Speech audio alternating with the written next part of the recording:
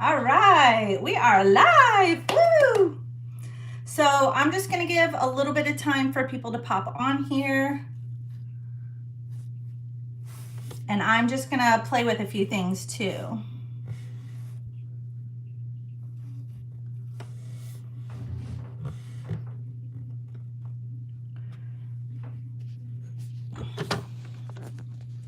I'm trying to see if I can see the chat. There we go. Hi, Jennifer. Thank you. I was like, where's the chat? At least I can see now. So I'm just kind of playing with things a little bit until people pop on. Oh, Cheyenne, Jessica, Ashley. Oh my gosh, everybody's here. My crew, Stephanie, Chrissy, oh, Tanya. Oh, thank you so much. How are you guys? I want to play music on here, but like YouTube is weird about playing music and you can get dinged on that. So guys, if you're not following me already on TikTok, I love going live on there because I can play whatever music I want. Hey Karen, I got your message. I'm glad baby arrived home safe. I hope you love that baby. Katie, oh my gosh, hi, how are you? Everybody's on nice and early. Good, I'm glad I got on here to make sure we didn't have like technical difficulties. Thank you. Do I have a favorite Reborn baby kit? Right now, Peaches and Samuel is kind of a toss-up, but I think Peaches right now. I used to love Levi was a big one, and Chase. And this is going so fast, so if I don't get to your questions, just pop it up there again. And I will try to go back and review and do like a Q&A too. So I might on Instagram, I'm on Instagram, guys, if you're on there. I will probably do like a Q&A on Instagram, and then we'll do an updated Q&A video. I hope this light up here isn't bothering anybody. And I have glasses on, so sorry about the shine because I got new contacts and they were terrible and I can't read anything with them. So yeah. So what is your guys' favorite Reborn? Anybody have a favorite kit that they love? Hi, Joanne. Oh, my crew is here. This is so awesome. Wow, guys, we haven't even gotten started and we have 22 people on. So this is going to be a very busy live for me, guys. The last time I went live, we only had 1,000 subscribers and now we're close to 10,000 subscribers. I've gotten almost, well, over 200 and some new people just this week. It's crazy. Yes, Levi, I know. Serenade Nursery is here. Everybody go check out Serenade Nursery. She has a channel. Logan's Reborns is here. He has a channel. Who else has a channel?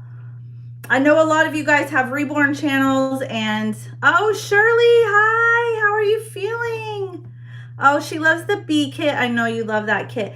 Everybody, shout out to Shirley. She just had surgery and she's on my live. Auntie Shirley, I hope you're feeling better. How you doing, hun? Oh, Ethan. I just found Ethan today and put him on my wish list. So hopefully I'll have an Ethan that I can paint. I'm super excited to get that baby soon. Guys, I'm gonna flip the camera around and show you guys a couple of new kits that I got. Yeah, yeah, baby Peaches.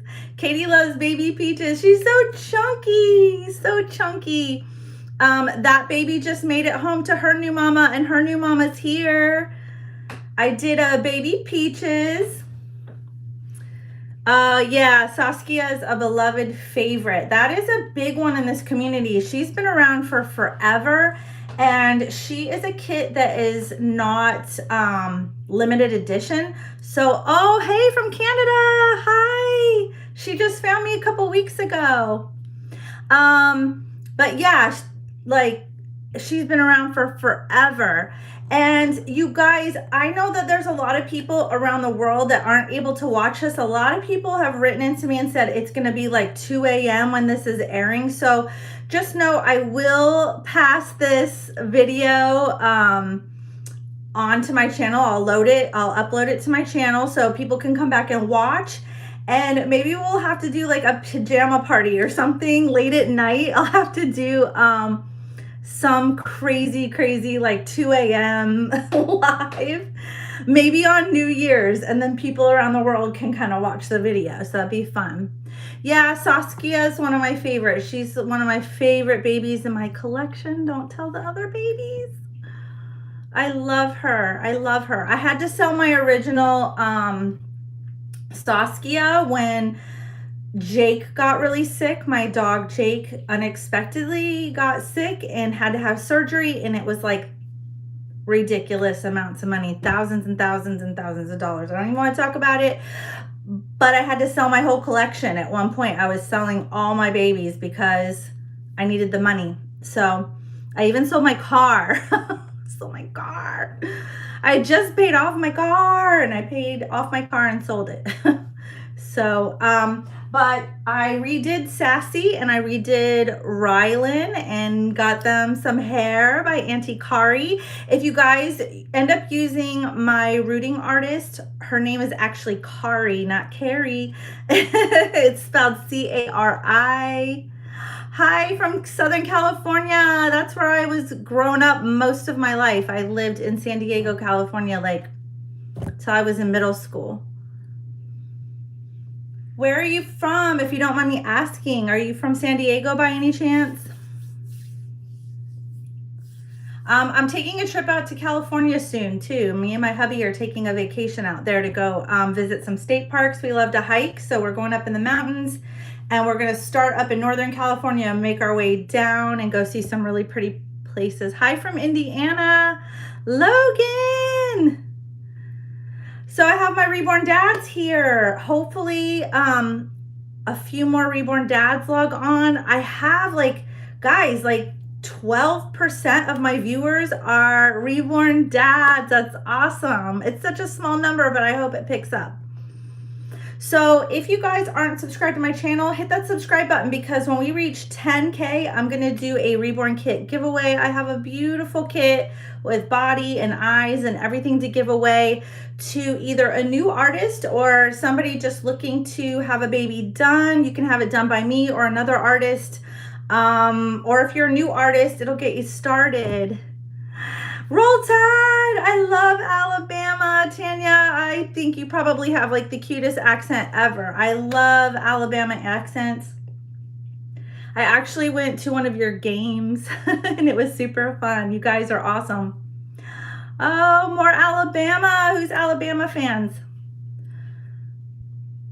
Oh, hey. Karen, I can't believe your baby got there so fast. Karen, Auntie Karen got Peaches, and she lives all the way in Washington. Cheryl, San Diego, yay, me too. I have lived in California since I was about 9 months old, and we moved when I was in middle school to Las Vegas, which was a terrible place to raise kids, especially teenagers. San Francisco. I'll be visiting San Francisco, Cheryl. We need to get in touch. We might see each other. And I will be in Los Angeles. We're going to be hitting some areas. I'll probably go to Disney if it's safe. Yeah, congratulations, Auntie Karen. And guys, I'm going to have 3 babies listed by Monday. I have to do photo shoots tomorrow on 3 new babies. Well, 2 of them. Michelle's already listed. She's a new one. Hi in England. What time is it in England? Oh, I love West Virginia. Are the leaves changing in West Virginia? You're getting a Peaches from the UK. Congratulations. I know, I was so surprised she made it there that fast, because I have my mailman was like, oh, it's so slow and it's so expensive. It was really expensive to send it this time, but I didn't want to go ground because you were so patient and waited for me to mail her. I usually mail the next day, and I think it took me like 2 days. So I sent priority, and I'm really glad I did. It was worth every penny. I'm so glad she made it to you. I hope you love her. You can twin with my peaches. So guys, I'm gonna probably flip the camera around since we're getting going. I think it's almost 7 o'clock. Hang tight, bear with me. So let me see if I can flip this camera around.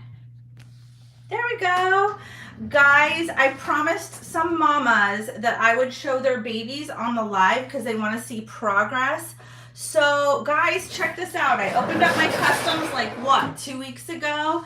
And look at all the customs on my table. I have 8, and I have 2 more that I have to put on the table and get washed up. So I have a total of 10 customs. You guys, thank you so much. So these guys are called the Twinkies. Serenade Nursery. Mama, these are your babies. So I have these 2 babies. She calls them the Twinkies. They're twin A and B. And they are going to get details on Monday. I got to start doing their creasing and details. I have another twin A and June. They look wet because they just got baths. So this is going to be Auntie Shirley's baby. And this baby's mama has twin B. She just bought twin B for me and didn't know that there was a twin, and she found out there was a twin A and saved up to do a twin A just like her twin B.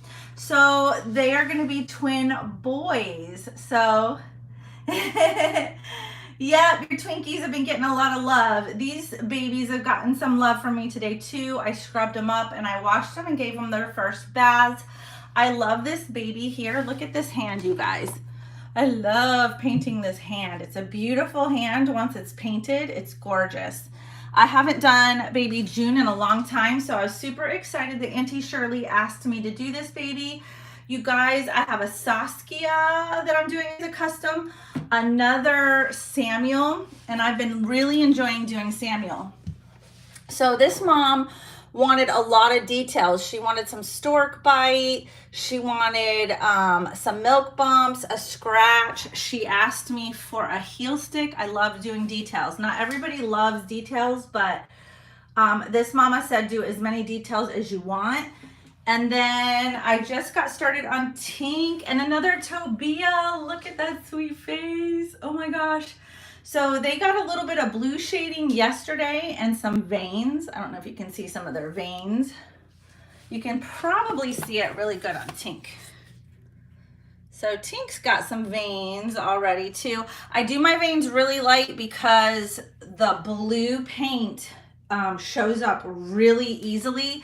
Even if you do like 100 layers of paint over it, that blue shows up really crazy. So I go very light on that because you can really see the veins coming through. So let me take you around the nursery, you guys. So this is what we got going on over here, all these babies. I dressed some of my babies and changed their outfits. And then tomorrow I will probably start getting babies ready for Halloween. Little Miss Sassy Pants Olivia over here has her shirt on. Look at this little outfit. I found this for her last year for my original little Miss Olivia, and she wore it. So I'm super excited that little Miss Sassy Pants over here gets to wear it. Super cute. I've been calling these guys the twins. These are my silicone babies, and I got them in the crib nice and safe. And then we've got Samuel. I just dressed him in this cute little breakfast outfit, you guys. How cute is that? I've never seen him in a hat, so super cute. And then I changed Peaches. Well, you know, since she's Peaches, I had to change her into something peach or peachy. Let me turn on this light because it's kind of dark in here. And then this girl, I have plans for her. I need to change her into this cute Winnie the Pooh outfit that I found at Walmart. It has Winnie the Pooh and Tigger. So I need to change her. And then this sweet baby, she's kind of in like a unisex outfit that I found. It's super cute. Has giraffes on it, and she's got her Jellycat Lovey. And then this is the newest fun baby. I've been playing with her all day. This is Michelle. She's wearing this really cute like Petit Amour or Ami outfit. I thought it looked really vintage with these cute little frilly socks and shoes. And I've actually been cleaning all day, and I've had her up in the high chair playing with toys in the kitchen while I clean because she was so cute. She's so fun to like do role play with. I feel like this would be a good role play baby, and she is 6 month size. And guys, I have her at a really low price because she is an older kit by Michelle Fagan. This baby was probably done after her as a baby, and she is listed on my website for $575 plus shipping, which is crazy for a 6 month size baby. But I didn't realize when I got her that she was an older kit, and the older kits don't have COAs. So I have a birth certificate for her. She is a legit kit, but I think everybody is so scared over the whole scamming issue, and so I was afraid that she would be harder to sell because she didn't have a COA, and I've been trying to make sure I only order kits through McPherson's and Bountiful Baby that have COAs, but she does have a birth certificate, a beautiful birth certificate, so she will come home with a big, huge box opening because I have so many clothes that fit her because she's like such a big baby. But she is so fun to put in like the high chair, and she can hold stuff. She can hold toys and like a spoon and a sippy cup and her passy. So super cute. Her mama's gonna love her, whoever gets her. And then I have this sweet boy here. He and Sassy are so cute. They're my awake babies in my collection. So he's chilling out here on his little rocking horse. And then guys, I have 2 new babies I haven't listed yet. I wanted to show you guys. They're so sweet. They were born last night. So this is the Pascal kit. He's a new kit that just came out. So there's not very many of him. And he has this cute little belly plate.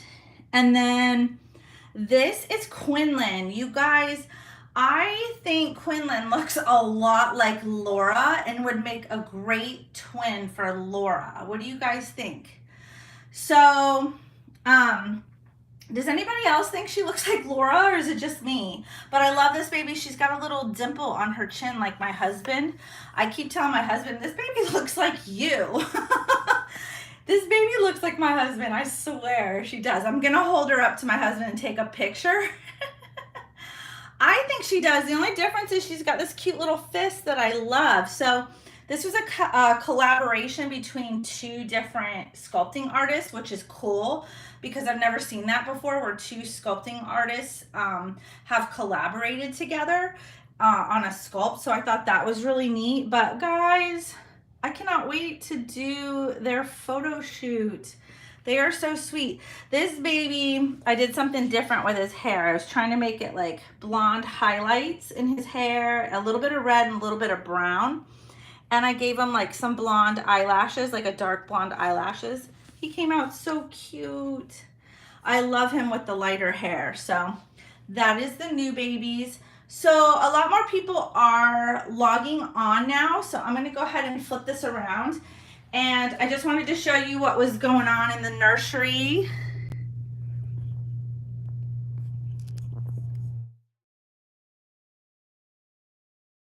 All right. So I thought now that a lot of people are...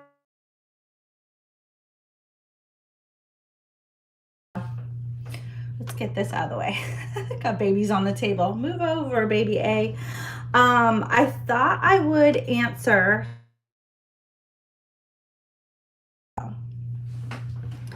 So I thought I would answer questions. There's a lot of times where I don't get to answer you guys' questions. Thank you, Steph. My nursery has been 5 years in the making. It's just kind of like as I've gone along, like whatever I've needed. Is it freezing where you live? Where do you live? We got a cold front here after the storms passed. And it's been in the 70s here in Florida, at least where I live. Maybe not like down in Miami, but I live like midway through the state, so it's been nice and cool, which I've been excited about because it never gets cold here. Sorry. How do I store all the clothes? So question, okay, here we go again. Let me take you over to my, so keep in mind, these are not all clothes in my closet for me. These are some of my baby's clothes, but if you go back and watch my video, I did a video last week of my nursery tour. So go back and watch my nursery tour, but I name off everything. It's like, this is very organized, believe it or not. I know what everything is. So I do go over that. And so go back and watch that video. But I have some of the boxes by sizes and gender, and like these are all of my vintage stuff. And then like I have a box for holidays, I have a box for box packings, and then like I have boys stuff that's like onesies, leggings, socks, hats, bibs, anything that can't be hung up. And this is girls, anything that can't be hung up. And then like these bins are, one is for my silicone girl and one is for my silicone boy. So this is organized. It's just, it looks a little crazy because I have so many clothes for babies going home. So I always stock up on my clothes for the babies that are going home. I'm gonna turn this light off. Yeah, these are my Cabbage Patch Kids. These are my childhood babies, you guys. And these are my Berjusa dolls. They're vintage, and I have vintage toys. So go back and watch my video from last week. Also, you guys, I did a really fun video on Thursday. Go and watch that video this weekend when you get a chance. Watch my last video. I was getting ready for the holiday. So has anybody else decorated for Halloween or got their babies all ready for Halloween yet? I have to dress my babies tomorrow. I've been washing their clothes. And wherever you live, are the leaves changing yet? If anybody lives like up north, are you guys seeing any leaves change? I should have brought snacks to my live, but it'd probably be gross to eat on here. Yay, your babies are all ready. Yay, leaves are changing where Logan is. He's got his decorations up. We decorated. Go watch my last video. I go over all the clothes for my babies for Halloween, and we do Halloween shopping. I did an outing with my husband, and we decorated outside of our house, so super fun. Also, I thought I had matching outfits for what I call my twins, my silicone babies, but they were in preemie size. Oh, upstate New York. Yes. So pretty. Canada. Oh, good. You guys get to see fall. I'm so jealous. How many pacifiers and clips? Too many to count. Probably 100. But I share. So I have a lot of like shoes and clothes and diapers and pacifiers and bottles. But I circulate that stuff. I can send stuff out like, I'll go around like during a box packing and I try to match everything up to the baby, like the same, like a theme going on when I send out a baby to like a new mama.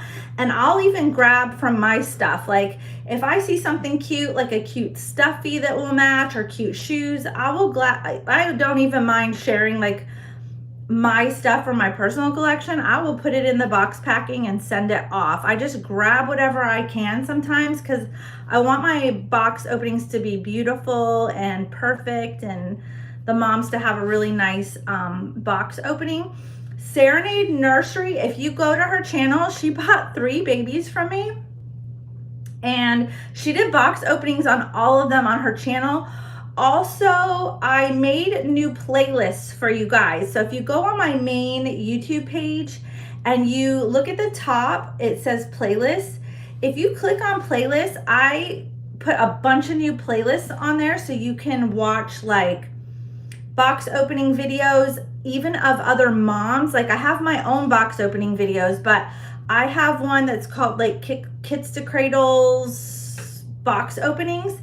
And I downloaded other moms that have sent me links to their box openings. And I did a whole playlist of other reborn moms who have received babies from me. So you can go watch their videos if you're interested in one of my babies and kind of see like what their box openings are like and how they love their babies. It's kind of cool. I even did one for like hauls. I did one for like baby reveals, like new kits that come out that I show on my channel in case you are looking for specific kits. I've done them for just the silicone dolls. I've done some soft role play videos. I have a playlist for that if you're into role play. And I also did one for drama. I don't do too much drama on my channel, but there are some controversial videos that I do because when I started my channel, it was mostly to teach like newcomers, like new artists, new collectors. And it's crazy here in this community sometimes, and it's hard to maneuver. So I want to teach a lot of stuff that I know, and it can bring up some controversial topics on my channel. I started doing that again, kind of ruffling things up again, and it really ruffles some people's feathers and gets people upset. I try to be very careful what I say on those videos, be very thoughtful and mindful about what I'm talking about and how I'm discussing it. And so I consider it reborn drama because some people get like really fired up. So thank you. I'm glad you like the new playlist. I did like 3 new playlists on there, so go check out those videos. I have over 500 videos on my channel that a lot of people haven't seen. Some people suddenly get sucked into some kind of Kits to Cradles vortex, and they like lose hours of their day because they're like binge watching my videos. But I've been doing this for almost 3 years now, so I have a lot of videos, a lot of information in those videos. So go back and watch some of those playlists. They have some of my favorite videos on there. I have like holidays, and I keep adding to them. So as I download new videos, I add those to the playlist. So, and I think I have them on there from like newest to oldest. So if you scroll down to the bottom of the playlist, you'll find the older videos on there. Thank you. I'm glad that my channel helps people. When I entered this hobby, I think I was just a collector and I didn't know anything. So like all of us, right? And I have like somehow gotten sucked into so much like craziness, especially when I think I was on Facebook. I discovered like a Facebook page, and that's where it all started, in like these group rooms. Like there's reborn groups that you can join on Facebook. So much drama. I still have a couple of pages on there, but I don't get into the reborn rooms anymore because if you go into those groups, there is a lot of drama. And then I discovered YouTube just around the time of the pandemic, and people were furloughed at home. And I was really worried that people were at home and really bored. And I was trying to make videos for people to keep them from being bored, really. And I tried doing this on Facebook, but the videos were really fuzzy and hard to watch. It like wasn't good quality. And so I was like, maybe I should do this on YouTube. So I would post videos on YouTube, but I would post the link on my Facebook page because I had like 4,000 followers or something at the time. And people were watching like a lot of the videos on Facebook, but I wanted them to go over and check out my YouTube channel and check out the videos over there because they were like HD quality. They were much better. And it just kind of blew up from there. I really didn't think that my channel would even reach 10K. This is crazy. We're almost to 10K. Like we're well on our way to 10K. I've gotten almost 300 new subscribers in just like a week. It's crazy. So if you noticed on one of my videos from last week, I did have to pin a message for the first time to newcomers to my channel because I was getting some not nice people coming to my channel and making comments, and a really not nice one was Brenda, who's in a timeout on my channel. I had to time out someone because she was not nice, but she can still join us. She just can't participate. So hi, Brenda. Everybody say hi to my hater, Brenda. She likes to tell me what to do with my life. Thinks she knows everything. I'm not saying her last name. I'm just going to kind of call her out a little bit. So just a tiny, because she's really mean. She's not nice. But Brenda might not have been like the type of person that had a very good childhood. I've been there. And so maybe she wasn't taught manners. Unfortunately, she's teaching your kids in the public school system, so watch out for that Brenda teacher out there. Oh, okay. So Reborn's for a 3-year-old granddaughter. So there are, as you know, and they're not made for kids because they can be easily broken or opened up. There are parts inside like magnets that a 3-year-old can swallow, so I wouldn't advise it. They can swallow the glass eyes, they can swallow the glass beads inside, the scent wafers if there's one inside. So I wouldn't say for a 3-year-old it's safe to have a Reborn. What I would do is I would go on Paradise Galleries and get her a baby on there because they look so close to Reborns, but they're affordable. They have a payment plan where you can break it up into 4 payments, and most of their dolls are anywhere between like $60 and $100. And especially around the holidays, you can find sales on there, and they have coupons that they will send you through your email if you put in your birth date. So around your birthday or your granddaughter's birthday, they will send a coupon the month of your birthday, and they will give you like a ridiculous amount off, like 25% off of a doll. So do Paradise Galleries because those are safer babies for children. Now, if you have a young collector, like my daughter was very responsible. Sorry. She was very responsible with her dolls. I'm going to turn off my phone on silent here. By 10 years old, she could easily take care of a Reborn and be very good about it. Sorry, I'm getting messages from my mail.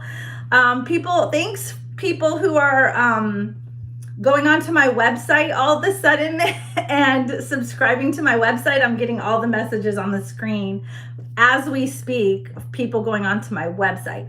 So if you're interested in a baby, I have Michelle on there now. I do have 3 more babies coming by Monday. They should be listed. So go to my website. Cheryl, go to paradisegalleries.com for a really young collector. And then Logan is a new artist, and his babies are priced really well. If you go to Logan's Reborns, to his YouTube channel, if you click under his information, you'll be able to see babies that he has for sale. He has a baby he's getting ready to put up for sale that's completed. He did a video on it, and it's for a really low price. So if you're looking for like a low-cost doll, newer artists are perfect for that. They're looking to sell their art so that they can recover the cost of what it was to make the doll.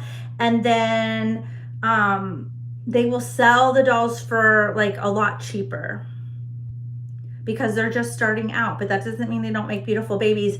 Logan has a baby boy that I'm in love with. Logan, what is your newest baby's name that you're gonna put up for sale after your trip? The baby's finished, but he's getting ready to go out of town, so he doesn't want to list it. What kit was that? I think it was a Reborn kit. He's so stinking cute.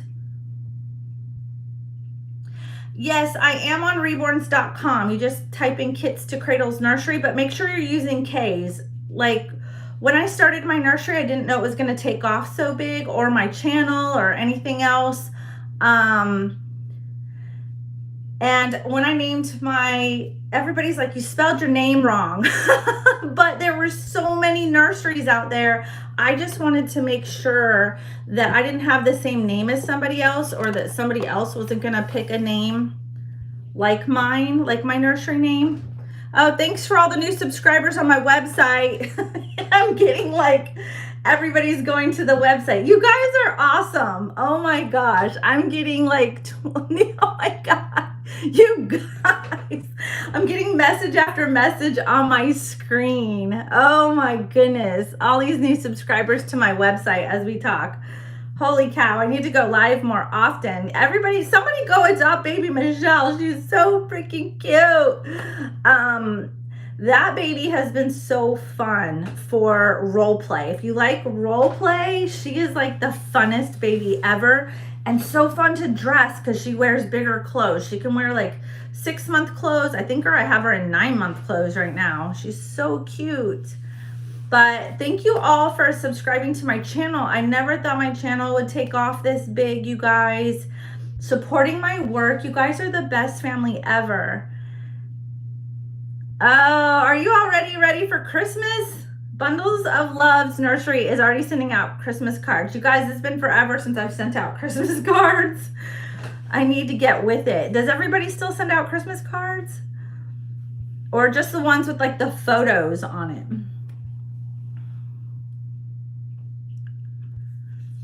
Oh, I know, Steph. Me too. I keep seeing babies that I want so bad, or babies that I want to bring back to my nursery that I want to paint myself.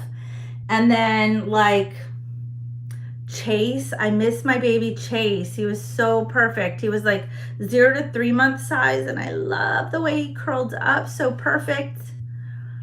Let me show you guys too. You guys, these 2 new babies that I made, they both curl up so sweet. That little Pascal is so fun to hold. Let me go get this baby. And Quinlan, you guys, oh my goodness, you guys, he's so cute. Let me go get him. I should be holding babies, right? And showing you guys. Look at him. He's so sweet. I'm gonna probably cry. I had somebody ask me today, like, do you ever cry when you have to send babies off to new moms? And yes, I have cried over 2 babies. It was a very interesting question. Thank you, Joel, for subscribing to my website. Oh my goodness, he's so sweet. Look at this little butterball. And both of these babies have the cutest booties. Look at this little bum that he has. Holy cow. Such a cute little hold. So sweet. So guys, I'm getting a lot of people going to my website. If you're interested in a custom, I'm still open for customs. You can email me at kitstokradlesnursery.com. Spelled with K's. Cradle is spelled with a K, and that is because I didn't want to copy somebody else's nursery when I first started, and I wanted to make sure I had a unique name. So go to kitstokradlesnursery.com is my website. You can message me through the website if you want a ready-made baby, or if you want a custom, you can message me on there. But I also have a Gmail account, kitstokradlesnursery at gmail.com. Sorry. Yeah, kitstokradlesnursery@gmail.com is my email, and kitstokradlesnursery.com is my website. So yes, he is so sweet. I wanted a baby with almost like blonde hair. Look at those highlights. He has like blonde, brown, and a little bit of reddish tones, so he kind of looks Irish like me with like the reddish tones to his hair. But that's just how I saw him. He has blonde, beautiful lashes. He has a belly plate, super cute, but he curls up. He's one of those butter balls that curls up. So cute. So I'm gonna enjoy this baby until they find their new moms or dads. So he's so sweet. I love him. I love his little bum. You guys should see Quinlan. She's got a little booty too, and her legs curl up like Levi. That is a Bonnie Brown move. She loves to do babies like that. Chase, Levi, and Laura all do that, and so does the new Quinlan. This is a new kit, so if you guys end up interested in Pascal, I'm gonna do their photo shoots either tomorrow or Monday morning, and I will have them listed on the website on Monday along with Michelle. And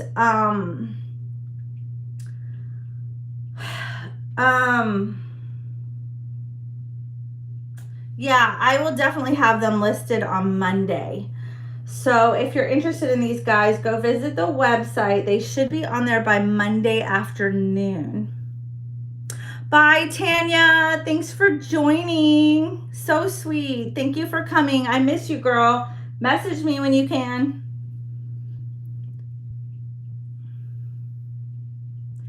Did I take the Reborn to the pumpkin patch? I didn't, but we do need to do a Reborn outing. I told my husband when it cools off, we need to go do an outing with some babies. We need to pick a baby. Maybe I'll do a poll and you guys can decide what baby is going to go on the next outing. I don't do very many outings with the babies because I think my husband thinks that's crazy. So, yes, Rosalie does too. She's got curled up legs.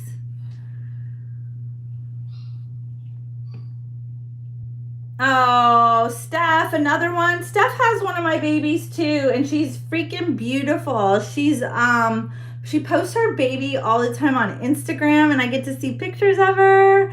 A lot of my moms do. I see all my babies on Instagram and they tag me. So if you have one of my babies and you post your baby on Facebook or Instagram or TikTok, tag me or send me a link.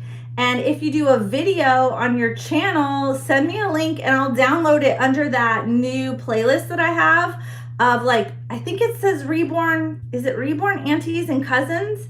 Maybe I named it Reborn Aunties and Cousins. So you guys could see other, like, Cradle Crew members with babies. So if you have one of my babies that I made for you,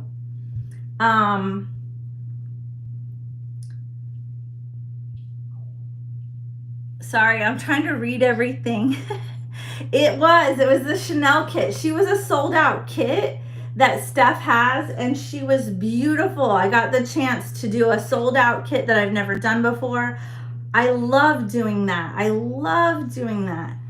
I wanted to do that baby so bad, and she came out so pretty. So pretty. Guys, I've also been falling in love with the Betty sculpt. I've done the Betty sculpt for a few Reborn moms, and I've been falling in love with that baby. She's so cute. Does anyone else have Betty? If you don't, she's a limited edition, so you better get one. You have a Chase. I love Chase. He's so perfect. He's like the perfect little baby, kind of like this baby, only bigger, with the nice bum and the curled up legs. I know, Betty is so cute. She has the cutest expression. I originally bought the Betty kit for myself because I saw her and fell in love with her on McPherson's website. And I bought the kit for myself to stash away in, like, my secret stash.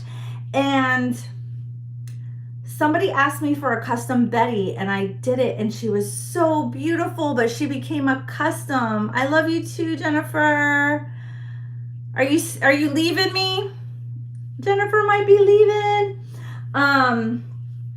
So I did it as a custom, and then I was like, okay, I'll buy another kit for myself. And then somebody else asked me for a custom Betty. I think it was Auntie Melissa. And so I did one for her. And I need to get a couple of Bettys so that I have one stashed away. Do an outing with Sassy and Rylan. I wonder if I could fit them both in my stroller. I do have a stroller that turns into a stroller for bigger kids, or you can take that piece out and put the car seat. It's like a combo. So I can put a newborn in there, or I can take the car seat off and turn it into a bigger stroller for bigger babies. Yes. Okay. So Pamela, you're saying you really like Oscar. Oscar, I just did and sold, and he is so freaking beautiful. And I think that Oscar would make a great twin, like a boy-girl twin with Betty. Like Betty is a girl and Oscar is a boy. Oh, those two, I want them so bad, but I have no space in my nursery. Yes, Maddie is a good 6-month size. I did a Maddie for Shirley. Auntie Shirley has my Maddie. And she went through my rooting artist and got hair on Maddie. And she's so cute. So adorable. Maddie's adorable. I love Maddie. I also got a custom, but Mama hasn't sent the kit to me yet. She said she was going to send me the kit. She already paid. Customs are up front, guys. Just so you know, people ask me about customs. Customs are payment up front, and then I get all the materials and make the baby for you, and it's ready. And right now my wait time, I'm telling people 12 weeks, but it never takes me that long. But just in case somebody gets sick or something comes up, family something, or I get sick, God forbid, I tell people 12 weeks for completion time, but it's not always 12 weeks. Sometimes it might be 4 weeks. It could be as early as 4 weeks. So your wait time is never what I say it is. But let me see. Yeah, so I got a custom for Shea. She hasn't come yet, but I love Shea. I love Shea. She is beautiful. I've made several of her and she is so cute. One of my favorites. Shea was the doll. I would say that was the kit that made me want to become an artist. I saw a Shea kit and I'm trying to think of what artist did her. But she was beautiful and I wanted her, and she was too expensive for me to afford. I didn't have any. I had one reborn. I had one reborn at the time, a little boy. And I saw the Shea kit come out and I wanted her so stinking bad. And so I couldn't afford her because everybody wanted like $850. You know, it's a big kit. So people wanted a lot of money for her. And so I put her away in my closet and I was like, I'm going to try my hand at reborning, but I'm going to work on some less expensive kits. And I will do her when I feel like ready, like when I feel like I'm good enough. So I did a Shea kit and I rooted her with this beautiful blonde curly hair. She was so cute. And I just was so proud of that baby because she came out to be everything I ever wanted in that baby. Exactly how I pictured her. I was so proud of that work. And it made me feel like, okay, that's what made me feel like I was good enough. Like I was good enough to make this kit everything I wanted it to be. So that was me feeling like high five, like you did it. You're an artist. So I loved that kit. So everybody, what is your favorite kit in my nursery, like in my collection? Who's your favorite baby featured on my channel? Cuddles. I've never seen Cuddles. Is that Bountiful Baby kit Cuddles still available? Do you know if it's a sold out one? Oh, I love Jada Sleep. Saskia, Dolly Reborn, Dreamin'. That's a cute name. You like Saskia? Sassy Pants. Rylan, Peaches. You love Quinlan. I better go get Quinlan. No, it's not available. Oh, Nathan. Nathan is my silicone baby boy. Sassy, Peaches, Rylan. You love Sassy. Sassy's been around for a while. Oh, my August. Oh, there's a story behind August. August. Oh, I have 2 videos I really want to do, but it's like one of those things where I'm debating. One of them is when artists, let me know if you guys want me to make these 2 videos because I've really been tossed. He loved Nathan. Oh, thank you. I've really been tossed on these 2 videos. I need advice. So one video is I've noticed in the community, and I talked about this with Serenade Nursery today, I notice in the community that there are some artists out there that take offense if you sell one of their dolls that you buy from them. So have you ever bought a doll from an artist and loved it, but for whatever reason, like financial issues, which is usually something that I tend to do if I have a really big financial situation that came up, like my dog Jake having surgery was like $8,000 more by the end. It was like 10,000. Ridiculous. And I had to sell my car. But I did sell off almost all of my collection except one baby, because the artist kind of freaked out on me about this baby, about selling this baby. She wasn't a collector. She was just strictly a Reborn artist. She didn't collect, long story, but she got really upset. So I want to do a video on that. Have you guys ever had somebody get upset or take offense if you sold a doll that you bought that they made for you? Has anybody had that problem? Because I really want to do a video on that. Like, some people will really take offense. Like, I can't believe you're selling my doll. I've had other people tell me that they've had that problem in the community. Now, if you buy a doll from me, it's your doll. Like, you can do whatever you want for it. And like, as a matter of fact, I had somebody buy my original Lulu and I sold her for $550 because she was not a sold out edition. And I was planning on making her again. And she sold that doll for $1,000 when the sculpt sold out. She was able to go on reborns.com and sell my Lulu for twice what she paid for that baby. Now, I had another collector that I was friends with in the Reborn community say that she was on reborns.com selling dolls from her collection because she started off like with lower end, like new artist work, and then as she was able to get money, funds, like dolly funds, she started to discover better artists and buy better sculpts and better work. And when she tried to sell some of her other dolls that were sold out editions at that point, some of her newer dolls that she had bought when she first started, people were really mad that she was charging more for the dolls than what she had paid.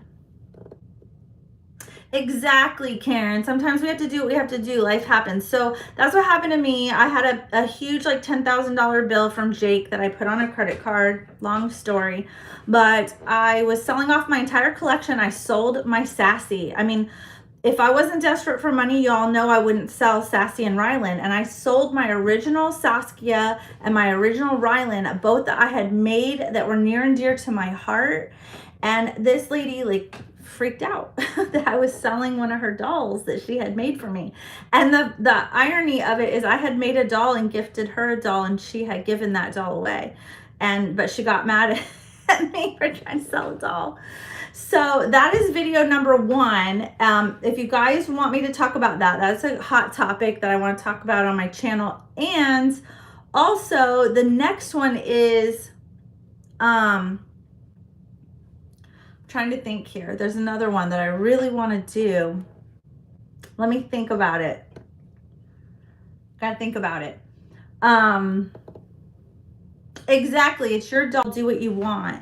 And also, if somebody can make money off of one of my dolls, okay, like, so guys, if I sell you a doll, if you buy like a doll, like, let's say Samuel, if you buy Samuel and he's a limited edition kit, and like a year from now, like he's all sold out and everybody's looking for him, if you if the price of the kit goes up because it's a sold out edition, that's part of collecting. Like, if I sell him to you for $550, which is my cost for a custom Samuel, if you buy Samuel from me for $550 and his kit sells out, and a year from now you get on reborns.com and you sell it for $1,000 and you make a profit of like $500 off of a doll that I made for you, go girl, like right on. Like, I'm all about that. Like, you cha-ching that money in. Like, it is your doll. You made a good choice. You just happen to have a sought after kit that sold out. Lucky you, and go. Like, make your money off of it. If y'all can make money off of my dolls, go ahead. I don't care. Yes, because they go up in price, Joanne. I agree. Like if the cost of a kit, if they're worth more, if they, some of them, if they're highly sought after, like a Sunny kit, like there's so many kits. Like if Bonnie Brown discontinued Saskia, the world would come to an end and everybody would be trying to grab up a Saskia. And if you could sell her for over $1,000, you go. Like, I'm all about it. Go make the money. And by the way, guys, I have a lot of people that write to me too. This is another video I want to do. People want to know where I get all my stuff for my nursery, where I get my clothes. You guys can copy anything of mine. And as a matter of fact, I will tell you if I can remember anywhere that I got my clothes and my baby items. I don't care. Like, more power to you. You do what makes you happy. I don't care. If I have stuff in my collection that you guys like, then you can have it too. Like, I'm all about, if it makes you happy, I will give you whatever information I have on it. Like, how do you guys feel about that? That's another video I want to do. And a lot of people get mad too if you say another channel, like say one of my silicone dolls, like we're gonna say the Johnny sculpt. I've had several channels that have gotten sculpts just like my Johnny and featured them on their channel, and people were like talking about it like, oh, they got that one just like yours. I don't care. Good. Like, I've actually made dolls, like any doll in my collection, if it's a kit that is not sold out, if it is still available and I can get it for you, I'll do a custom and I will make it just like mine. Like, I can't tell you how many times I've done that. Do you know how many Saskias I've made that people were like, can you do a Saskia for me that's just like your sassy pants? Yes, I can. And I even had another channel that had me make one just like mine, and we even collaborated together and did Sassy Sister Saturdays and did videos together, and we like twinned them out. She would buy clothes for her baby and she would send me the same exact outfits. Like, she would go shopping at Carter's and get her Saskia clothes and get my baby Saskia matching outfits. And I would do the same. I would go shopping over at Carter's and I would buy clothes for my Saskia and buy the exact duplicate outfits for her baby and mail them to her. And then we would do twinning Saturdays on YouTube on our channels and twin out our Saskias and make them look exactly alike. We would send cute, like, Little Miss Sassy Pants outfits. She even called her baby Little Miss Sassy Pants, named her something completely different, not Olivia, but we both called them Sassy Sisters, and we do Sassy Sister Saturday. Like, have fun. Who cares if somebody has the same baby that you have or the same clothes that you have? Come on. Like, it's not middle school. Come on. So I'm going to put this baby up. I want to show you guys, I did a video this past Thursday, a couple days ago, for the fall season for like Halloween, and I decorated my house, and my husband and I did an outing, and I went over Halloween clothes for my babies. So go check out that video. But I realized that two little light colored Halloween outfits that I thought were newborn size that I was going to put on the silicone babies. I can't put dark clothes on the silicones because they will really like soak up that ink. I don't want to do that. Be careful, guys, around the holidays, putting holiday clothes on your babies. Don't buy black. Don't buy really dark purples. Stay away from the dark colors if you can, like the really dark hunter greens around Christmas. They will bleed onto your vinyls and your silicones. Wash them really, really well several times, and like before putting them on your baby, and try to put protective clothing under your babies, like onesies and socks and mittens and like leggings and things like that if you have to. But with my silicones, I really wanted to put these two like lighter, it's really hard to find lighter colored outfits for the holiday.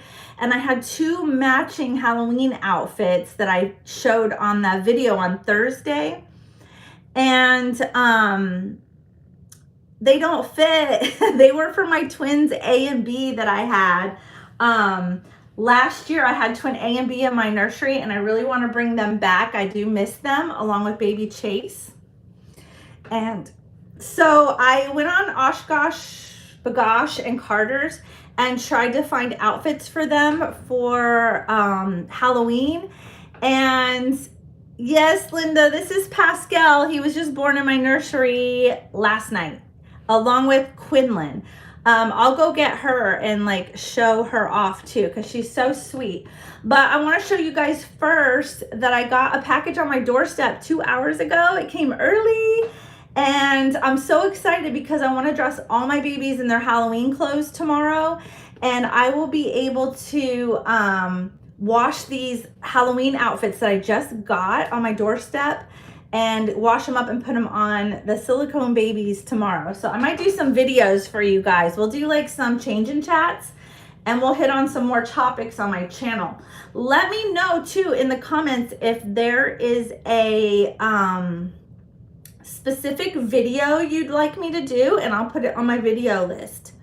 So let me get this package and we'll open that up live. Hold on.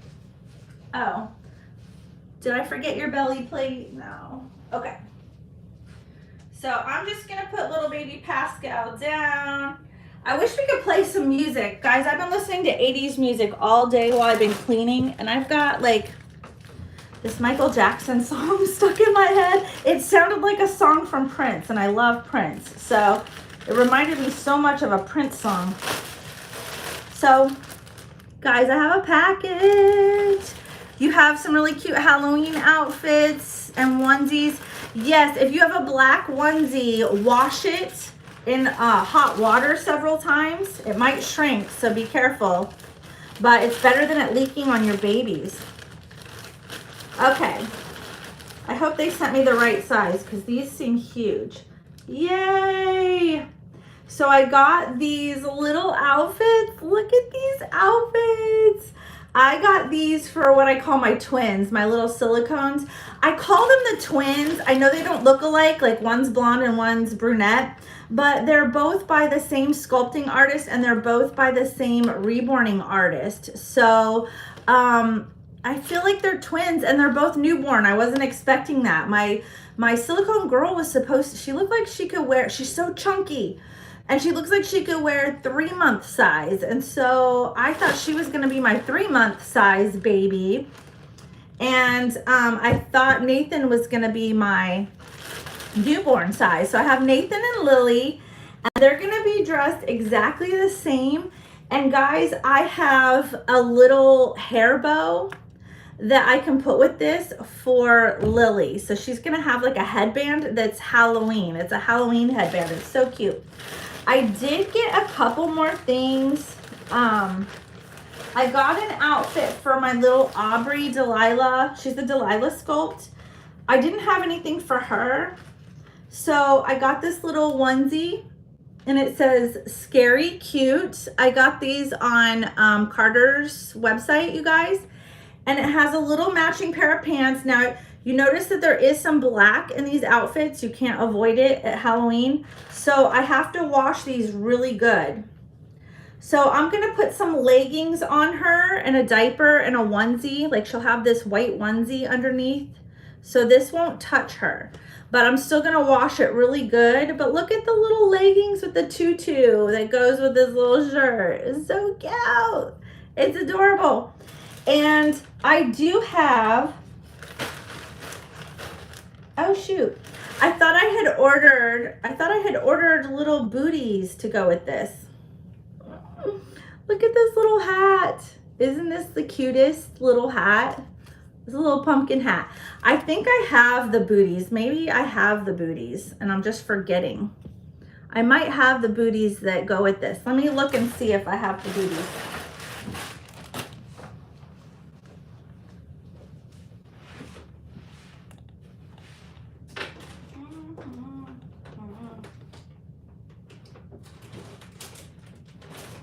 Okay. These are my booties. I knew I had a bag with booties, but I'm so bummed. I want to make sure that I have the booties. I thought I had ordered them, but then maybe I realized I already had them or something. Let me see. Oh, you guys, look at that. I have the booties. How cute. I did get these last year. Oh, I'm so excited. I could probably put these on Rylan or Sassy. How adorable are those? So I'm gonna wash this stuff tonight when we get off of the live, and we will dress some babies. Do you guys want me to do videos dressing the babies for the holidays? Like, I don't know if people like watching that. Do you guys like watching that stuff? I never know what people like. I just post whatever I want.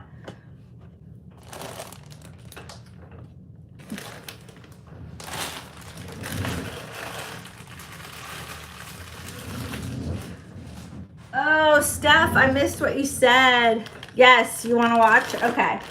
So I'm going to go put these up. Hold on.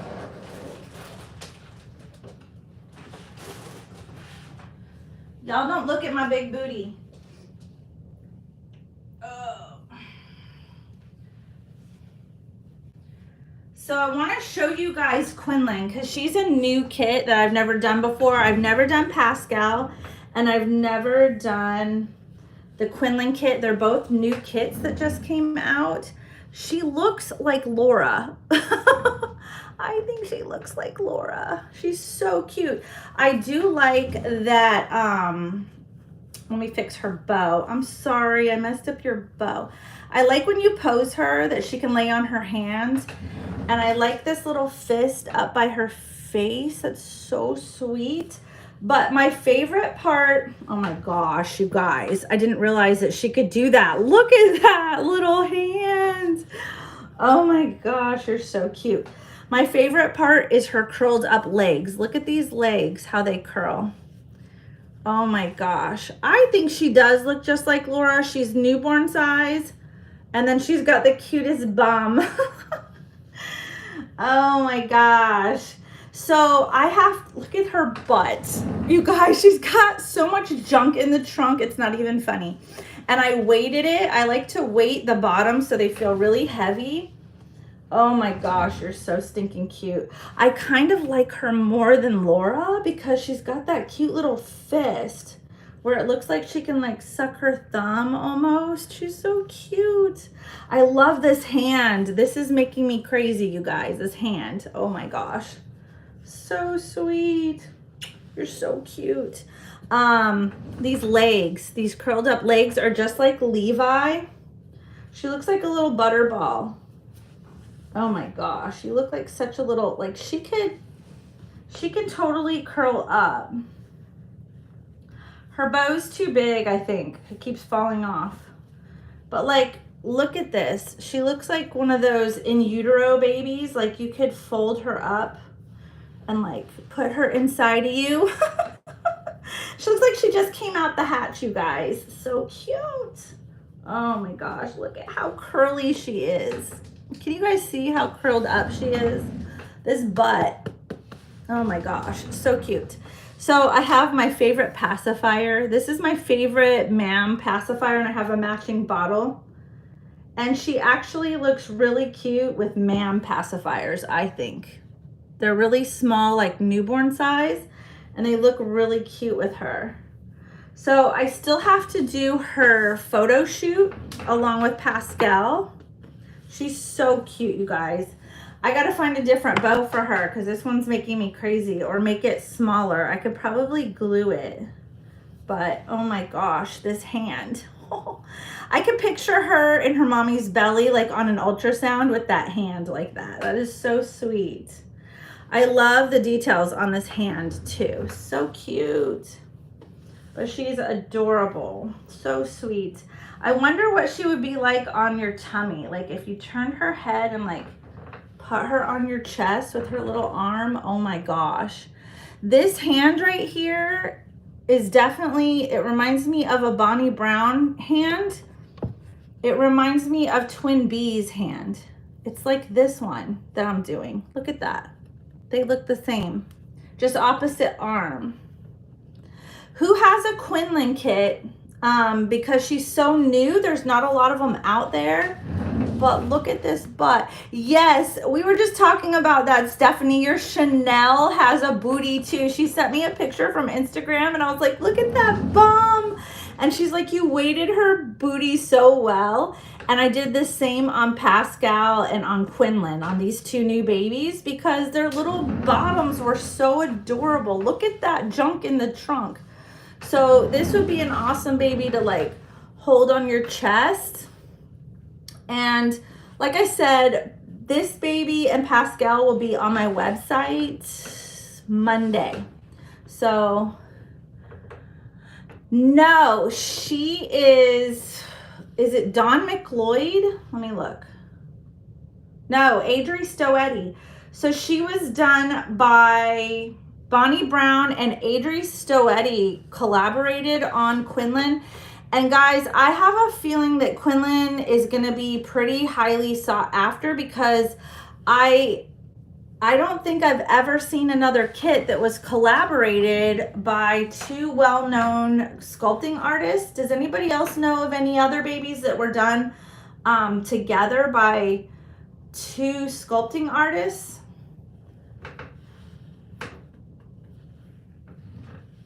So really, this baby is one of those babies that are really rare. Like, she has 3 artists. She's got, this baby is, check this out, Bonnie Brown, Adri Stoetti, and Misty Terry are her artists. So it's so cool saying like, this is my collaboration with 2 other artists. That's so awesome. So she has 3 mommies, 3 artists. How crazy is that? Look at her. I think she makes a great baby on your chest, and her little legs are so curled up. Look at that. Oh my gosh, she's so sweet. So cute. I knew she would be so fun to hold. I haven't gotten a chance to because I was up late last night, guys. I was up until 10 o'clock at night putting Pascal and Quinlan together and dressing them before I went to bed. I like worked in here until 10 o'clock at night trying to get them ready because I wanted to list them on my website today, but I had things to do. I really needed to like clean up. Like Saturdays, I clean up my house and I cook a lot of food in the crock pot. And I just cook a lot of food throughout the day so that I don't have to cook anything on Sunday, and I can take a break on Sundays. I don't do anything on Sundays. I like get lazy and spend time with Mandy and my kids and my husband. What is your guys' favorite kit to hold that you have in your collection? If you have a baby that's like a great chest baby, what is a good kit that you guys have that you like to snuggle with? I know a lot of people love the twins, the Twinkies, the twin A and B. They're cuddlers. Levi's a good cuddler. Chase is a good cuddler. Thank you, Teresa. Hi, how are you? August kit. Yeah, I have little August over there, but her artist made her a little more stiff, so I might, but I wanted to like take some of the stuffing out of her, but I kind of like the way she's weighted. My August is weighted really heavy. She's probably one of my heaviest babies, and I kind of like it. I like her heaviness, so I love, oh, Kyrie. I miss Kyrie. I need to try to find a Reborn Kyrie and do that baby again. That's beautiful. Evil by Adri Stoetti? Is that what it's? No, that can't be right. Ginger Delilah. I love, so I have Delilah. She's my smallest baby. She's like almost preemie size, but she can't quite fit. Like she squeezes into preemie. So she's like a smaller newborn size, but she's so dainty. She's so dainty. You guys, I've really fallen in love with Cassie Brace kits. I went on McPherson's and she has a lot of open editions. Evie, that's who you're talking about. Yes, Evie. I was like, Evil? There's a baby named Evil? I was like, it can't be right. Oh, Starling is a big kit. I did a Starling once, a little boy, and he was so, did I sell I didn't sell Starling to you, did I, Steph? Did you buy Starling a long time ago for me? I can't remember who bought Starling from me. It was so many years ago. I was going to put that baby in my collection, but then somebody else fell in love with that baby and bought it. And I don't think it was you. Yes, so Cassie Brace. I went on McPherson's and I cannot believe how many, number one, Cassie Brace kits that are all sold out that you can't get anymore. It makes me want to cry. I wish all of them were open editions. And there are so many of her kits that are still open. I put 12 of her kits on my wish list and I am going to get them. I definitely want to make as many kits by Cassie Brace as I can. I've done every Bonnie Brown kit there is just about. The only baby I missed out on before I became an artist that I wish that I could still do, Luciano. Does anybody have a Luciano kit by Cassie Brace? I missed out on that one. That baby sold out before I ever became an artist. And I fell in love with that baby and wanted to paint that baby, and it was sold out. And I'm so bummed. But they do have Luciano in silicone. Did you guys know that? I found silicone Luciano today. Never knew that that baby was like a partial silicone, like the head and the limbs. Good night, Jennifer. Thank you for coming. Thank you so much. What time is it, guys? Alexa, what is the time? It's 8:09 p.m. Okay, not bad, not bad. It's been an hour. If you've never seen my first live, go back and watch my first live. It lasted almost 3 hours. Lucy by Tina Kenya. Tina Kenya. Is it Tina Kiwi? I could have swore Tina Kiwi had a Lucy. I'm going to get a drink here, guys. But you all know I'm going to probably be starting on silicone, and I think I really want to try Luciano if I get good at it. It is Kiwi. Okay. I love Tina Kiwi kits. She's an older sculptor, guys. Oh, 10 p.m. where you are? Oh, 9:10. Is it 9:10, Steph? You guys, I got to put this baby down because she's like making me fall in love with her. Sandy Faber. Oh, I love Sandy Faber. Oh my gosh. Okay, so the first baby I ever saw, the first reborn I ever saw was a Sandy Faber baby. That is the baby that made me fall in love with reborns. I'm trying to remember. It was a smiley baby. She was so happy. Oh, 5:10. Okay, 5:10. 1:10 a.m. in the UK. What are you doing up so late for my live? See, I think I need to go live on New Year's Eve, you guys, and stay up like till really late with you guys. So other people, I've had people that are from different countries writing to me, like Sweden and places where it's in the middle of the night. Oh, Teresa, are you going to paint? You going to paint Levi? I love Levi. Oh, you're going to get a partial silicone bundles of loves. Reborn Nursery is going to get a partial silicone for Christmas. That is a good way to start. That is perfect. You guys, they actually have partial silicones that are affordable. Ashton Drake Galleries has several affordable, really affordable partial silicone babies. And that was actually my first partial silicone before I ever went on YouTube. I had a partial silicone by Ashton Drake, and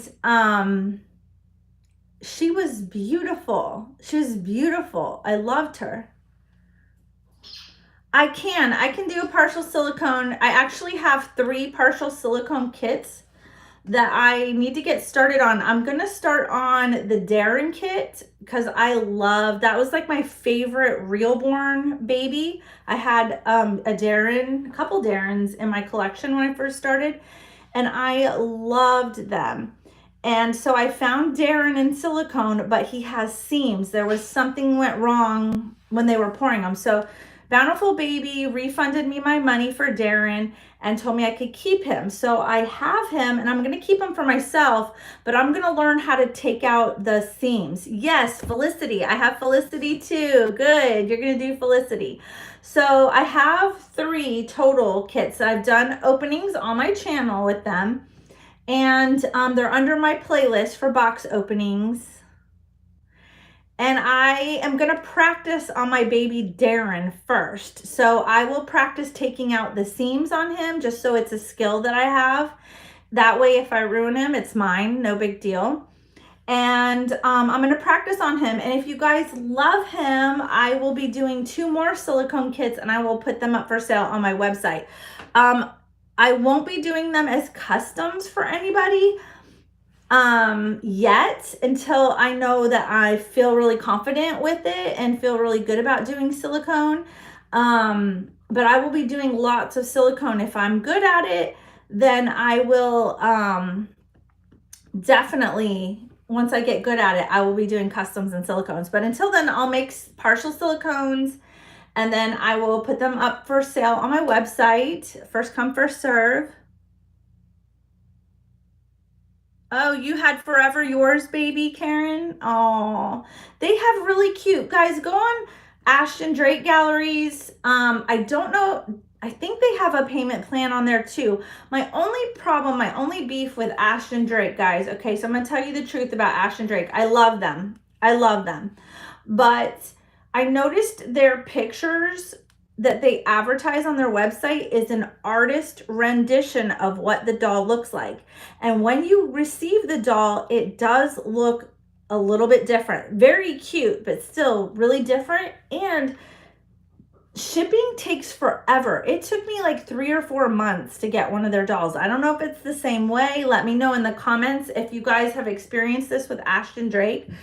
Do your dolls look different than the picture when you get it? Because they say it's an artist rendition of what the doll looks like. They still look really cute, but not the same as what they are advertising on their website. And it took me so long to get dolls that I stopped going through them. And also, if I had a problem, I had a really hard time getting a hold of customer service. Now, Paradise Galleries has the dolls, like photos of the dolls are of the actual dolls. So what you see is what you get. So I started going over to Paradise Galleries for that reason. They also had a payment plan where they break it up into like 4 payments, I think. And when you pay your first payment, just like on my website, when you pay the first payment at checkout, you have to make the first payment, whatever that is, it still pays them in full and they send you the doll right away. You get the doll right away. And so you get to enjoy the doll for the next 3 months while you make the next payments. So I loved that, and their customer service was really good. Now, things have changed since the pandemic and their customer service is not as good. I had a really hard time and I actually had to go through PayPal to get a refund. I had to file a claim through PayPal, and in 5 days, PayPal did an investigation and refunded me my money because they weren't responding to PayPal's emails. And so they just sided with me because they weren't responding and refunded me. Oh, you still have debris from Ian? Yes, Steph, I agree. It's a good place to start. It's where I started. I couldn't afford Reborns, guys. I was a collector before I was ever an artist, and I could not afford Reborns. So I was collecting Paradise Galleries and Ashton Drake dolls. And then one day when I had like 10 dolls, what I would do is I'd buy a doll and do a payment plan. And once I paid off that doll, it was like $25 a month that I was paying on these dolls. And once I paid off a doll, I would go pick out another one. So I was always paying just $25 a month for my collection. And it was so fun. I had beautiful, beautiful dolls. I loved it. And then one day my husband was like, I know you really want a Reborn, and I know it's really expensive and we can't afford it, but why don't you list, it was like around the beginning of December. He was like, go on Facebook Marketplace and take pictures of your baby dolls and with their little certificates and list them on Facebook Marketplace for Christmas and sell them. I only sold them for like $50 a piece. One of them I sold for $100 because it was a silicone. And he said, sell your dolls and then take the money and go. Back then we shopped on eBay. This is when it was like not so scary. I went on eBay and found this really sweet artist, and for $250, this was like 7 years ago, I bought my first Reborn for $250, and it was a little, yeah, I was really flooded. I was flooded. Ian flooded us, but luckily it didn't get into the house. It almost did. The backyard flooded and it came up on our back porch, and I was scared it was going to come in through the sliding glass doors, but then the rain settled down and it receded. So we got lucky. So I sold my whole collection of Paradise Galleries and Ashton Drake dolls, and I bought my first Reborn. That's how I got into this. And then I saved up for a really long time. I saved up for like a year and got my second Reborn. And then anytime like my birthday or Christmas, hey, you made it! Yay! You finally made it. Oh, I'm so excited. Thank you for coming. So yeah, when I had a holiday coming up like Christmas, I would beg my husband to get me a Reborn for Christmas or for my birthday. That's like, he would ask me, what do you want for your birthday? And I would say, a Reborn. And he'd be like, really? Really? You need to start making these dolls because I can't afford it. When I got to like number 3, because I started off like, I want a girl, and I got a girl doll, but it really looked like a boy when I got it. And so I changed it to a boy, and it was really cute as a boy. So then I was like, well, now I want a girl because I really want to dress it in cute girl clothes. And so I got a girl, and then it was like, well, I really want a bigger baby, like a Saskia-sized baby. And then I wanted like a preemie, and I started going through all that. Like, I really want one with rooted hair. I wanted to try all the different kinds of babies. So, hey guys, welcome. We got some new people joining. I'm really surprised at the amount of people that are in the live. I'm really shocked because my first live, I only had like 1,000 subscribers at the time. And I had a ton of people in that live, like so many people. And I was really scared I wouldn't be able to talk to you guys and answer your questions on here because we're like almost at 10K. And I was thinking, oh my gosh, it's going to be crazy on this live. So I'm really happy it's kind of small. Yes, Christmas babies are the best, but if I would get a baby for Christmas and say it would come, like the artist would finish it and it would come in October, my husband, I had a Levi that I wanted with rooted blonde hair, and I waited months for this artist to make it for me. This was before I was an artist. And we got the baby in October. My husband had me put the box in my closet, and I had to stare at it all the way until Christmas. But it was so, like, the anticipation was so built up by Christmas. And I did have him open up the box and check the baby and make sure the baby was okay for me, because I wanted to make sure that there was nothing wrong. I didn't want to wait 3 months for like a wrecked baby. But yes, you guys are my most loyal fans. I have fans, you guys. You guys are more like my crew, my Cradle crew. Yes, you guys are very loyal. You guys are awesome. And thank you everybody who is so sweet on my channel. Not to change the subject, but you guys are so sweet. Steph, you got me on another roll. You guys are so good, like so drama free. Everybody is so sweet in the comments on my channel, but we'll get into that. So Christmas time. So I had this baby Levi in this box, and I had to look at it for 3 months, 2 months, 2 months. And it felt like 3 months. And I had to look at this baby all the way up until Christmas. And I was like a little kid on Christmas. You've never seen me so giddy. I literally stayed up all night, jumping all over the bed, keeping my husband awake, begging him can I please open my present? I want to open my present. I want to open my baby. I want my baby. It's Christmas. It's Christmas. And he'd say, no, not until morning. So in the morning, before the kids even got up, I grabbed my box and sat on the bed and was like, I'm opening my baby. I'm opening this baby. And he was like, okay, if you want to open it now. And I'm like, I have waited so long. I'm opening him now. I was so happy. I was so happy. That was the most like amazing baby that I received because the anticipation was so high. and it was on Christmas. It just made it so special. It was so fun. I had matching Christmas pajamas that I had bought ahead of time that said Mama Bear on it, and it had like flannel pants. And I got the baby like a matching onesie and little red pants. It was so cute. Everybody go check out Serenade Nursery. Who else has a YouTube channel on here? So you guys can always put in my comments what your YouTube channel is so people can go over there and see your Positive Reborn channel. Because I'm all about positivity and getting people to the right channels where it's no drama. Oh, you could smell the wafer. You got to be careful with those wafers. So I fell in love with those baby powder wafers, and I was starting to put them in dolls, but I noticed in some of the dolls it could be too strong, and I was worried about people with allergies. So unless somebody asks for it, I won't put one in there. And I do put them in my own babies, but I tuck them in a special way where they're not super smelly. But they smell good. Like all of my babies, my like personal collection babies have wafers in them. They smell so good. So Serenade Nursery, she is drama-free channel. I've watched her channel. Also Logan's Reborns, he has a drama-free channel. And I've been kind of trying to connect Reborn dads together. So message me if you want me to connect you to some Reborn dads. I got quite a few together so that they can kind of like talk amongst themselves. Yes, zero tolerance for meanness. And I don't have to worry about it too much. Like I said, I only have one hater, and that's Brenda. Brenda doesn't like me. Well, I think she's jealous because she can't sell her Reborn dolls. But maybe if she was nicer, she would be able to sell her babies. So she likes to tell me what to do with my life.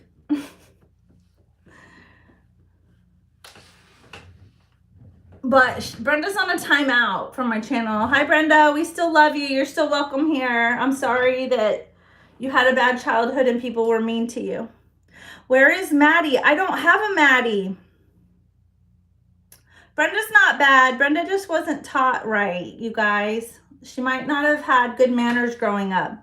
But I still love you, Brenda. You're still welcome. Yes, timeout.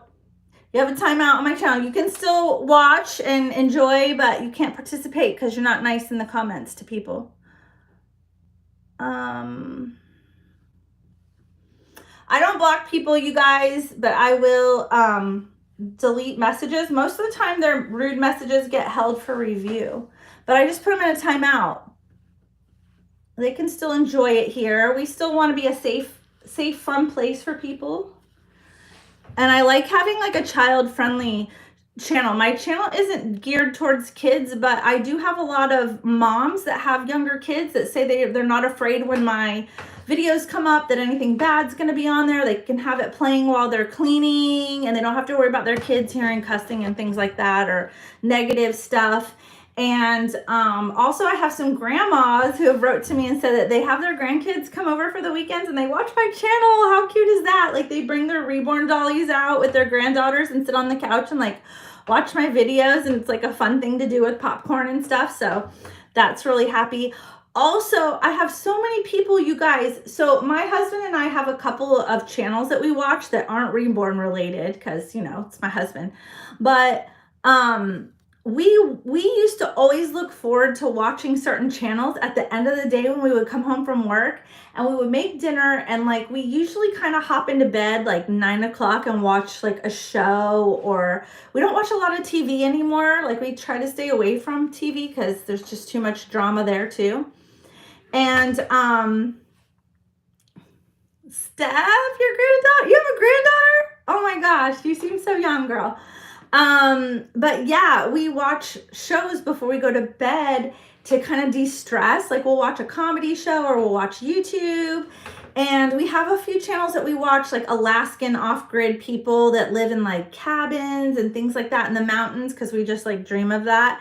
And so it's like really relaxing to see all this beautiful like mountain footage and like all this beautiful stuff on their channel. And we love to unwind, and we look so forward to that. Like it just makes our day when we see certain channels like, yay, they have a video. And it's so cool. Oh, good. There's more people on here listing their channels. You guys go back and watch these. Yes, I've been making videos for 3 years.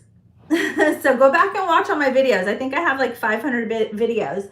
But it's so good to hear you guys write into me and my husband. I read him some of your messages.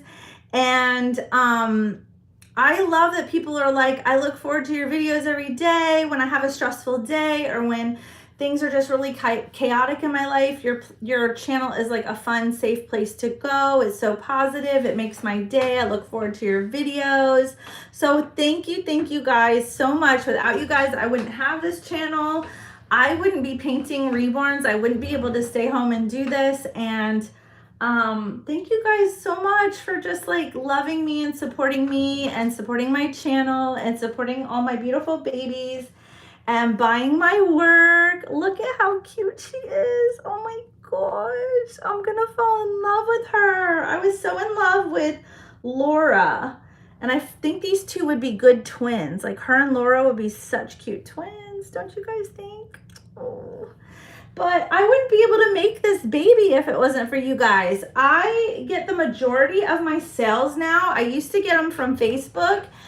And then I joined, like once Facebook got too dramatic for me, back when I was just doing this as a hobby, I got off of there and went on reborns.com.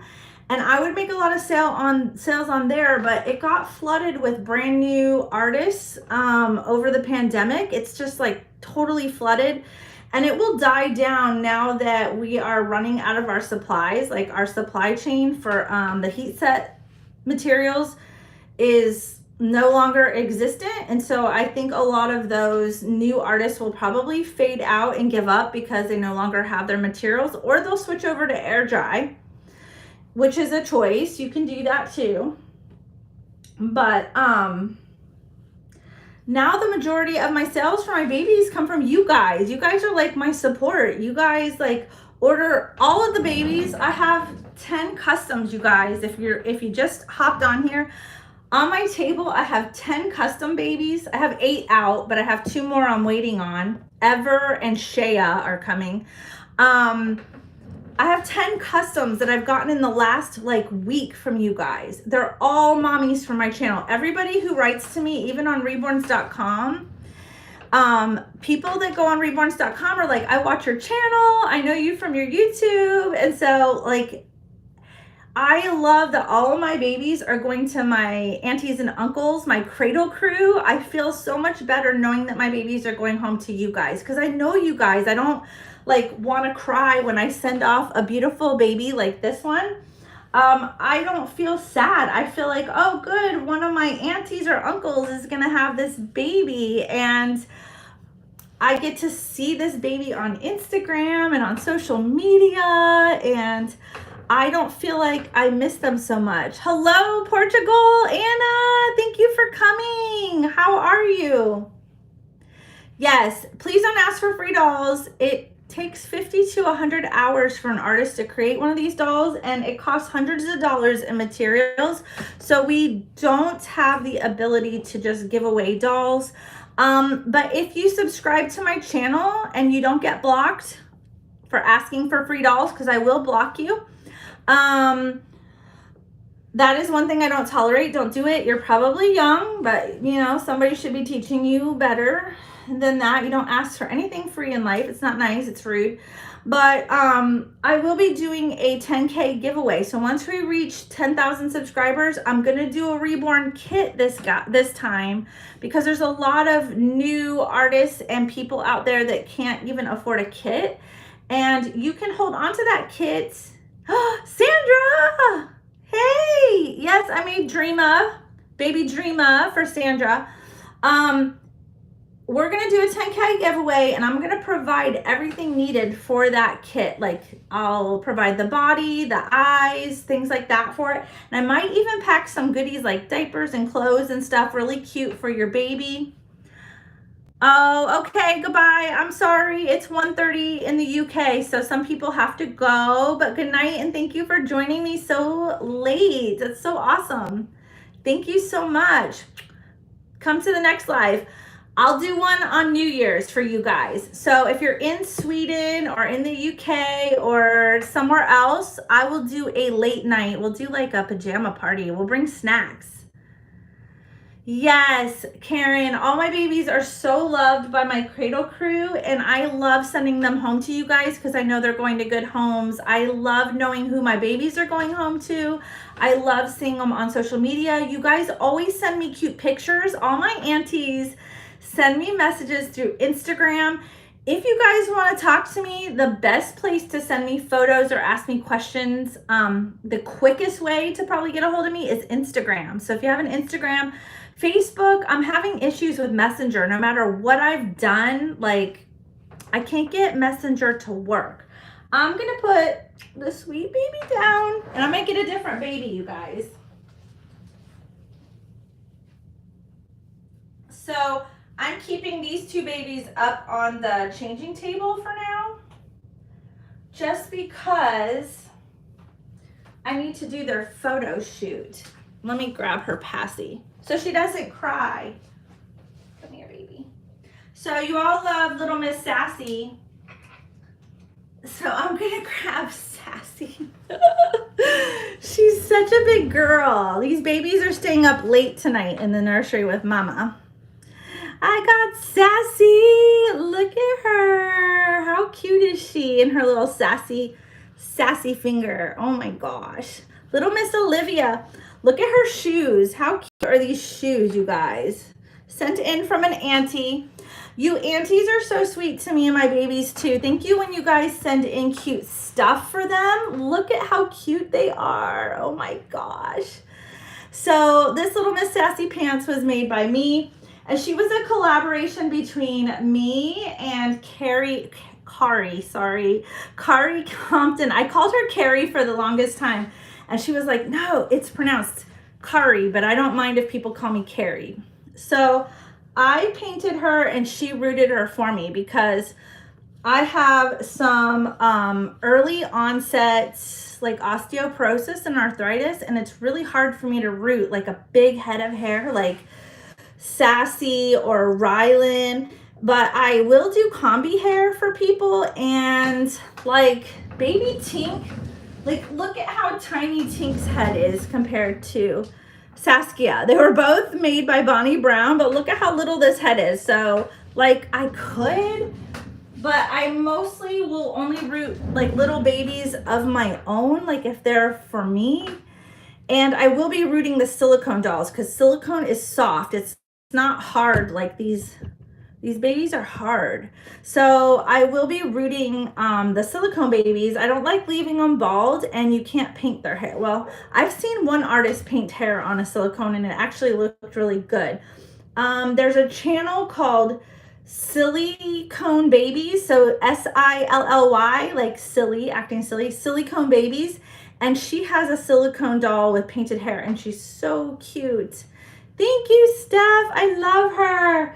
I need to comb the back of her hair though, because she has a lot of curls back there. But she's big, you guys. Like, she's a big baby. I don't know if you can see how big she is. This is a 3-month size baby. She does wear 3 months, and she can wear some 3 to 6 month clothes. Like this outfit is 3 to 6 months. It was made in China, so it's a big outfit. But Rylan is huge. He's 6 month size.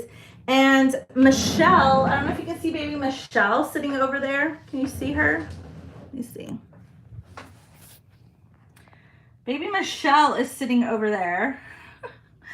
And she's 6 month size as well.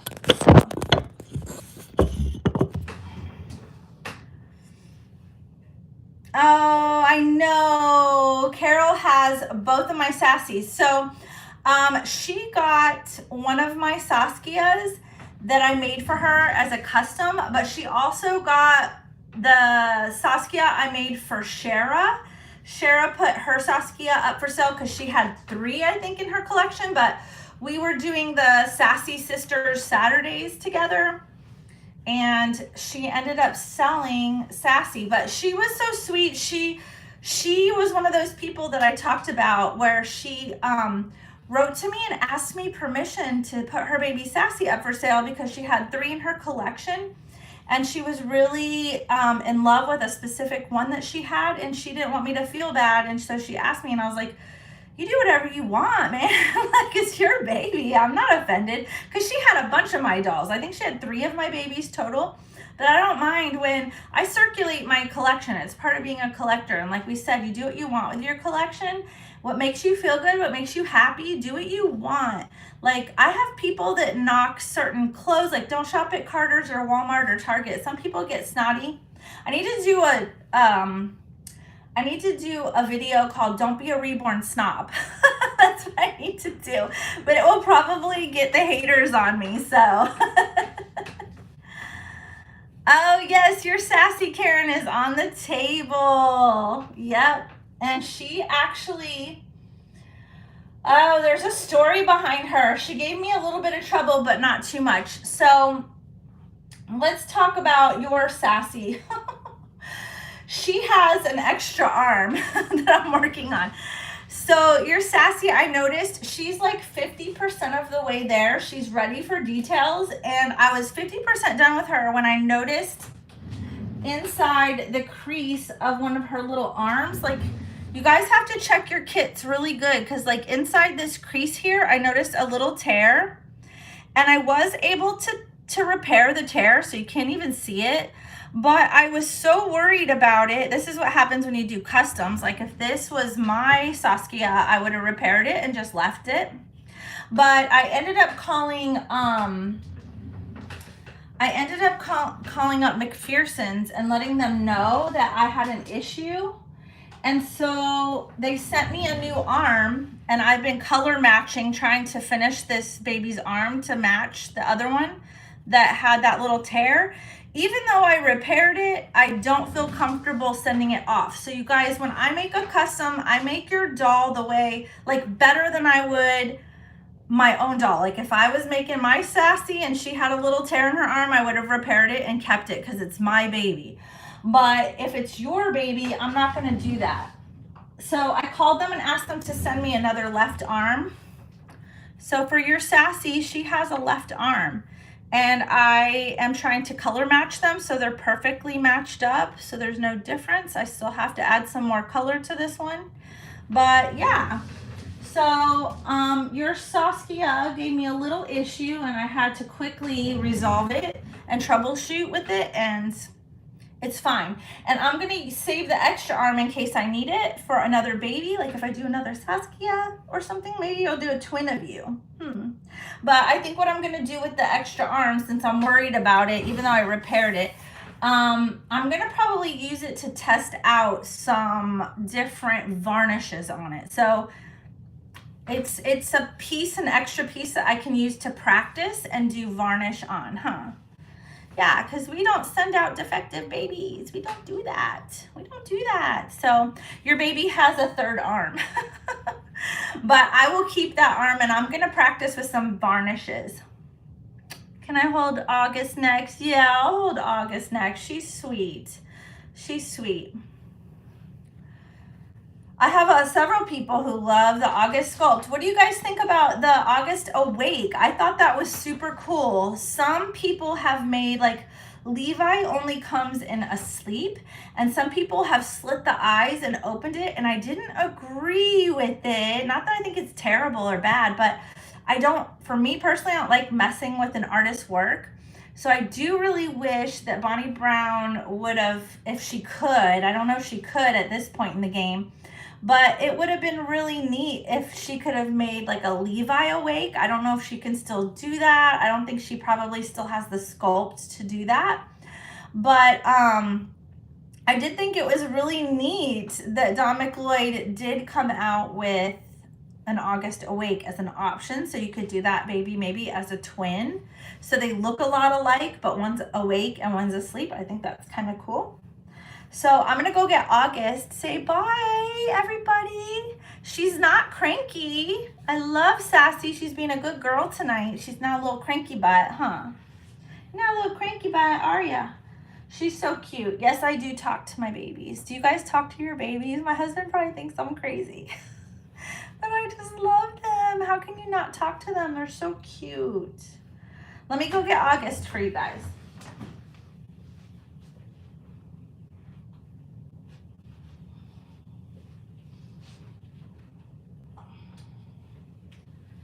So my next video will probably be with August, because before I get her changed for Halloween, I really want to put her in this cute little outfit that I have that's Winnie the Pooh and Tigger that I found at Walmart. And guys, don't be afraid to shop at Walmart or Target or Carter's or go thrifting or dress your babies in vintage. Do what you want in your collection. We need to do a video on that. I have so many ideas of videos, but do what you want to do, what makes you happy. Don't listen to what other people say. Don't buy sculpts just because other people think that a certain sculpt is like, you know, like the in thing. You know, buy sculpts that you want, buy clothes that you like, whatever catches your eye. Do what makes you guys happy. I think that's key in the Reborn community, and I think staying away from drama is key. It's really, really hard. Staying away from Reborn drama, especially if you are an artist or if you're on social media, if you have like big social media platforms.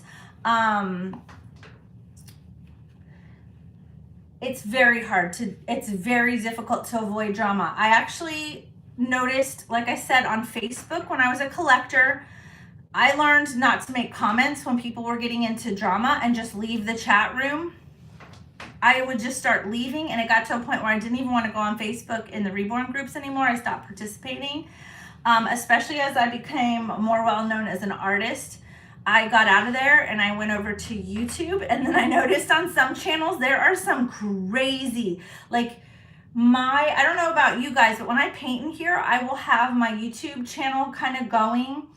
I will have like whoever I'm subscribed to, but it will also put up videos. Like if a video ends that I click on and I'm watching, like a for you, like YouTube will do like, this is a suggested video or page for you, and a video will come up, and oh my gosh, you guys, there's so much drama.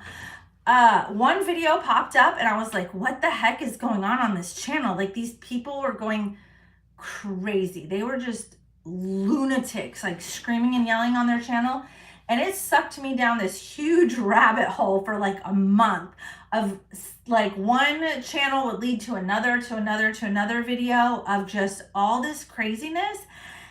And I was just like, I hope these people never come to my channel. I do not want that on my channel. Oh my gosh, you guys, you will get sucked down a drama rabbit hole on YouTube. So beware, be careful, and don't participate. Just like, don't even comment. Like, if you want to go there, like, we all like a little bit of drama, you know what I'm saying? We're all guilty of some kind of like pleasures, you know. Like, I won't lie, I was like, holy cow, what is going on? And I was watching it, but I was not gonna comment. Like, do not comment. I've only been involved in, like, I had another artist, like I was saying earlier, I had a baby that she didn't want me to sell, and at least we had our disagreement and it was kept private, which is what adults do, which was good. So I had a falling out with an artist friend, unfortunately, over a baby that she didn't want me to sell when I needed the money for Jake, and I ended up selling my car because of it. But I didn't sell the baby, so it's still in my collection, and we won't talk about that. But so I had a falling out, and it was kept very private, and hopefully it stays that way. But I had a falling out with another YouTuber about a specific topic that people were in disagreement about. It was a very hot topic in the community at the time. And she basically said, if you disagree with me, she like was very open on her channel and her social media, like her Instagram especially. She was like, if you don't agree with this, and we can disagree on stuff and still be friends. Like, we can all disagree on stuff and still remain friends. You don't have to agree on everything to be friends. But she basically was being very vocal about stuff that was just like so not cool in the Reborn community at the time. And she was very vocal about it and was like, if you don't like it, stop following me, like click off on my page, exit stage left, I don't want anything to do with you anyway. And I was like, okay, this is not good. So I didn't want to be associated with that person really anymore. And without fanfare, I quietly kind of just like stepped away from all the drama, because she was attracting like so much drama to her channel and her social media over it. And I just didn't want to, like, I unfortunately had been pretty close to this person, and I just didn't want to be associated, and I didn't want to hurt her feelings or anything. But she was very vocal about how she felt and was like, you know, exit stage left, I don't want to be your friend anyway if you don't agree with me on this. And I was like, okay. So I stepped away, very quietly stepped away like an adult, because I didn't want to cause any problems. And I noticed months later after the fact that she must have, like, I'm not very good with like some of this social media, but I think she must have had an app or something where she could see people that were unfollowing her or blocking her or something, and she got really mad that I had walked away or stepped away quietly from the friendship. And she came onto my YouTube channel and started making a lot of really terrible comments. And luckily YouTube had held it for review. And it had been a few months. I never saw them. I never went on to like look for that stuff. And YouTube was like, hey, you got a lot of comments you haven't reviewed. You need to review these before they get deleted after 90 days. So I went on to see what the comments were that were being held, and saw all her comments on there. So she was like stalking me on my social media apparently, and was not happy that we were not any longer associating with each other. And I would have talked about it with her if she was nicer about it. We could have chit-chatted about it privately, and that would have been totally fine with me. Like, I'm all about second chances and, you know, being friends and trying to make amends and trying to make things right, which I would totally still do to this day with her. But she just wasn't adult about it. She was just being very like narcissistic, and unfortunately I got caught up with that. I had made the mistake early on, and you will, especially if you're new to like the social media part of reborning. And I was very new at YouTube, and you will make mistakes if you're new to YouTube and you get heavy into this community, the reborn community. It is, Karen, it really is heartbreaking. It's so sad when you lose friends over something so stupid. But you will make mistakes. I'm not perfect. So you will end up in some kind of drama at some point if you're an artist or a sculptor, or you're heavy into social media, you're well known, like on YouTube or something. And I got sucked into this whole issue on her channel, and I had made because she had come over and made like all those comments on my channel. I made the mistake of going over to her channel where she was talking about this stuff. And I had made a comment in the comment section, like I was being like very like on the fence, not taking sides, trying to be like understanding and seeing her side and helping her to see our side and things like that, because I'm an artist, you know, so I wanted her to see like an artist point of view. And Bonnie Brown actually got in there under her comments and went under my comment. She saw my comment and thanked me and agreed with me. And I was like, whoa, Bonnie Brown just like saw this, holy. And she like sided with me, and that set her on fire. She was so angry, and she just like pummeled me in her comment section. And unfortunately I was trying to, I should have ended it there or deleted my comment and left and just blocked her. But I think I was trying to make amends with her, and unfortunately went into the comments, and we were kind of batting back and forth. And I left the comments there. I never deleted them, because if people saw them, hopefully she didn't delete her comments and make me look bad. But I didn't want to hide anything, so I left the comments there. But she kind of went like very narcissistic on me, and like kind of gaslit me, and then like started playing victim when people were siding, I guess, with me or whatever. So it wasn't good. It wasn't pretty. It wasn't beautiful. I wasn't proud of it. And it was actually a really sad ending to our relationship, which I hated, because I don't usually end relationships with friends. I've had friends that I've been friends with since I was 2 years old.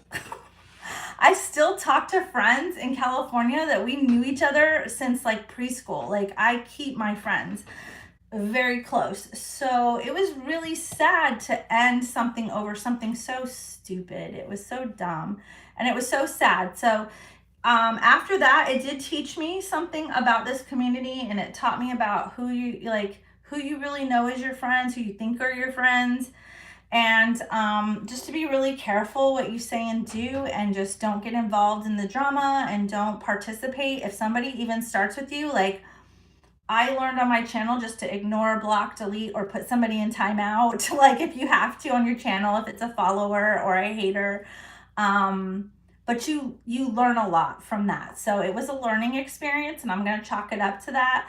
And if this person does ever reach out to me again, if she's watching, because she was still watching my channel last I saw, but she can still reach out to me, but I'll just be a lot more careful with her in the future, because I think it went in a very immature direction for both of us and made us both look bad. Nobody came out winning in the end of it. It was really sad. So, but you will, if you're in this community long enough, something like that will probably happen to you, and just use it as a learning and growing experience, and just try to do better next time. And hopefully she and I both will do better next time. That's like all you can do, is just be the best person you can be every day and try to be better tomorrow. So that's what I learned from that, is to try to be better tomorrow. So hopefully if she ever reaches out to me again, we can do better. So sad, but it happens. So hopefully I can avoid drama in the future. I try to help other people on my channel to avoid it. Like I said, if you want to watch what's going on, and just so you know what's going on in the community, if something comes up on social media, watch, but don't comment. Whatever you do, do not make a comment unless you can really pay attention to your words and make it super positive. We do a lot of controversial videos on my channel. I haven't done them in a long time, but I've started doing them again. But I have to be really careful how I word everything, because there's so many people out there that get so easily offended, and it can't be helped. You're gonna get people mad at you if you're on social media and you do what I do. I have over 500 videos or something around that, and there's bound to be a video somewhere that's gonna tick somebody off. And it can't be helped. It really, because there's some people out there that can get offended by anything. You can get offended by anything. So they'll find stuff to get offended by, and they let me know it. But I try my best not to. I try to be very careful with my words and try to keep things very positive. And I do love all my followers. You guys always, even if you have a difference of opinion, it's so nice to see in the comments how you keep things not offensive. Like, you can say your point of view and tell me you have a totally difference of opinion than I do or what other people do, but you keep it nice. You keep it unoffensive. You keep it adult. Like, so many people can't do that, and you guys do. And there's been people that have made comments that are really close to me on my channel that I consider you guys like really close friends. And it's made me change my mind. Like, I like hearing somebody's different opinion, because sometimes it makes me see things from a different point of view. And I'm like, okay, I can see it that way too. And it completely changes my mind. And even if it doesn't, I can still see it from your point of view and mine, and be like, okay, somewhere we can meet in the middle. Like, somewhere we can agree that we're both right, or that, yeah, you totally have a unique point of view and it makes sense, and so do I, and hopefully it makes sense to you.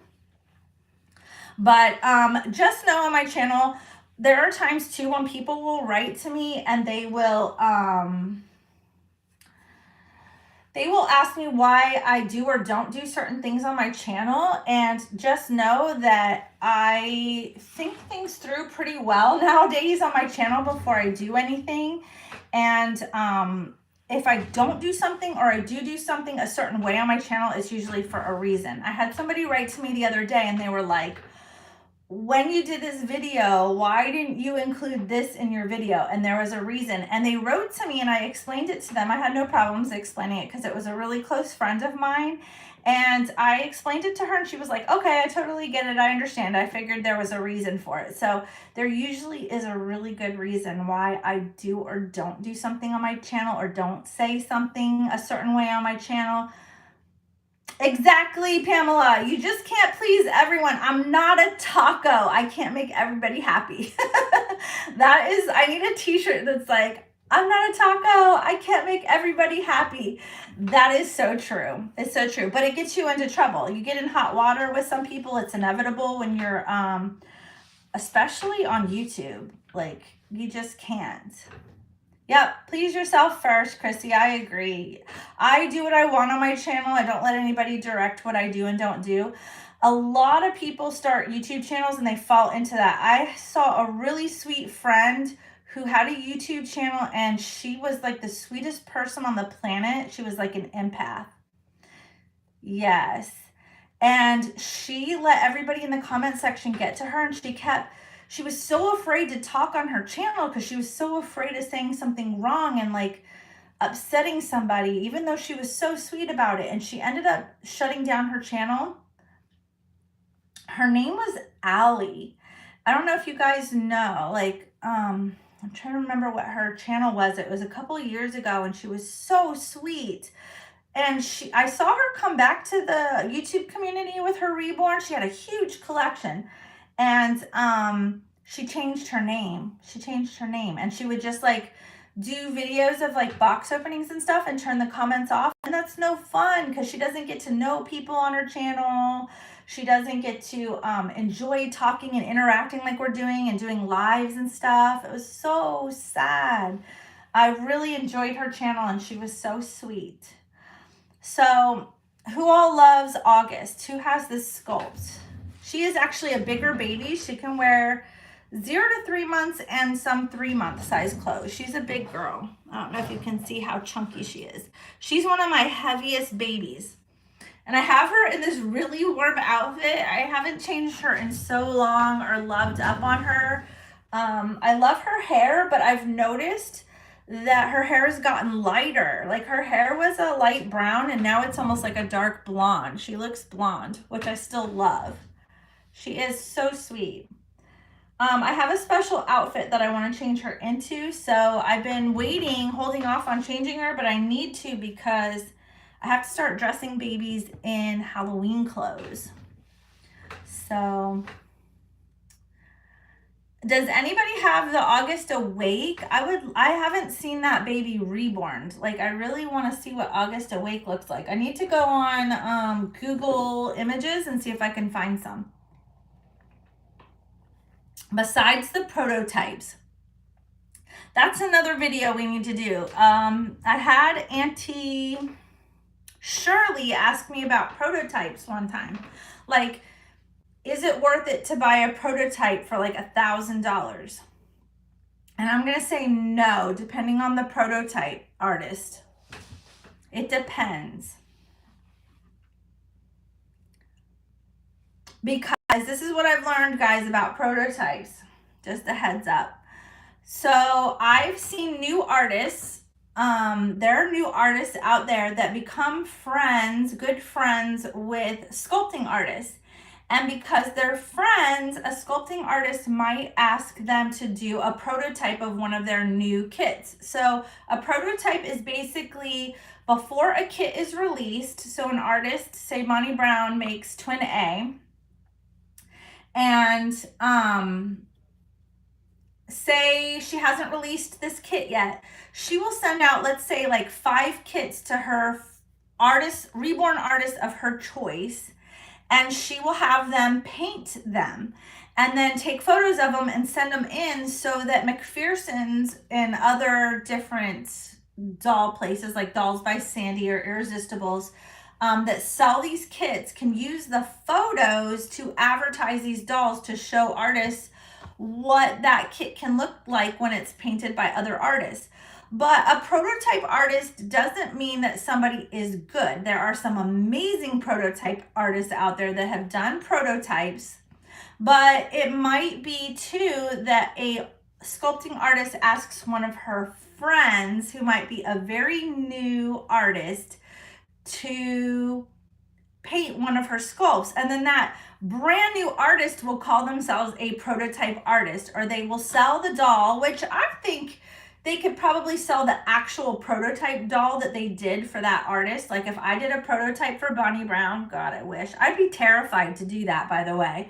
But if I did a prototype for an artist, I'm sure even if I was a new artist, I could sell that actual prototype doll that was used in the photos for a lot of money, and that's fine. But they will sell their future work after that and try to charge like $1,000. Like, I know that Kelly Maple got asked when she was a brand new artist by a sculptor she knew from the Rose Doll Show to do a prototype doll. And she did that doll and she did a beautiful job, but she was a new artist, and she was selling her new work for a lot of money, and power to her, go girl, totally fine with it. But it doesn't mean that a prototype artist is a amazing artist. They might be a very new artist, and be careful buying dolls from somebody who claims to be a prototype artist. Look at their work is what I would suggest, because they might be a very new artist to the community. Kelly Maple's been around on YouTube for forever as a collector, so everybody knew who she was. But and they may have just wanted a doll by Kelly Maple. Like, why not? She has a huge fan base, so she can sell her dolls for a lot of money, and that's awesome. Go girl, pay for that college education, honey. I'm proud of her. She's come a long way. But be careful, because somebody might claim to be a prototype artist, and it doesn't mean that they're like this like amazing artist. They might grow into that role eventually, but it doesn't always mean that. So be careful, because I think Shirley was going to buy a doll by a prototype artist, and it was like $1,000, I want to say. Yes, it doesn't mean their painting is worth it. So you might buy another doll from them, and they might put that in their title as a prototype artist, and I can still kind of see why they would, because that is like such an honor to do that, and that makes, like, that does make you look really good to say that. So I can't say that I wouldn't say that I was if somebody asked me. Oh, don't be afraid, Logan, to sell your dolls. Okay, so Logan brought up a good point. So when you're a new artist, I think it's really scary selling your dolls when you're a new artist. Okay, how do you like your August Awake? Do you love her? Somebody has an August Awake. But good point, Logan. It's scary when you first start selling your dolls, because you're afraid somebody is going to buy your doll and then critique it and hate it. Like, that was my worst fear, was somebody hating one of my dolls. And this is the lesson learned, guys. Don't be afraid as a new artist that somebody's going to like critique your doll and hate it. That's why you price it so low. I think I sold my first doll for $350, but I sold a lot of dolls after that for $250. Now, this is the thing. Nobody has ever written back to me and told me they didn't love one of my dolls until Laura. Not my first Laura that I made. I sold her right off the bat, no problem. I had a custom Laura where somebody asked me to root hair on her. She had like combi hair painted and rooted. And it was an older lady, and she waited very patiently for me to create a Laura for her. And I created a custom Laura for her, and she turned out more beautiful to me than any Laura I've ever done. I loved her. She had painted and rooted hair, and she was so freaking beautiful. I told my husband that it was probably the best piece of work that I have done to date. It was like the best baby that I had ever done. Like, I fell in love with her, but I couldn't keep her because she was a custom.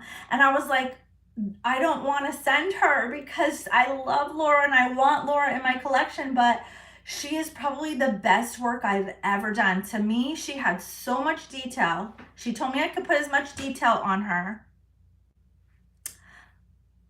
I know. I love that, Laura. She's so beautiful.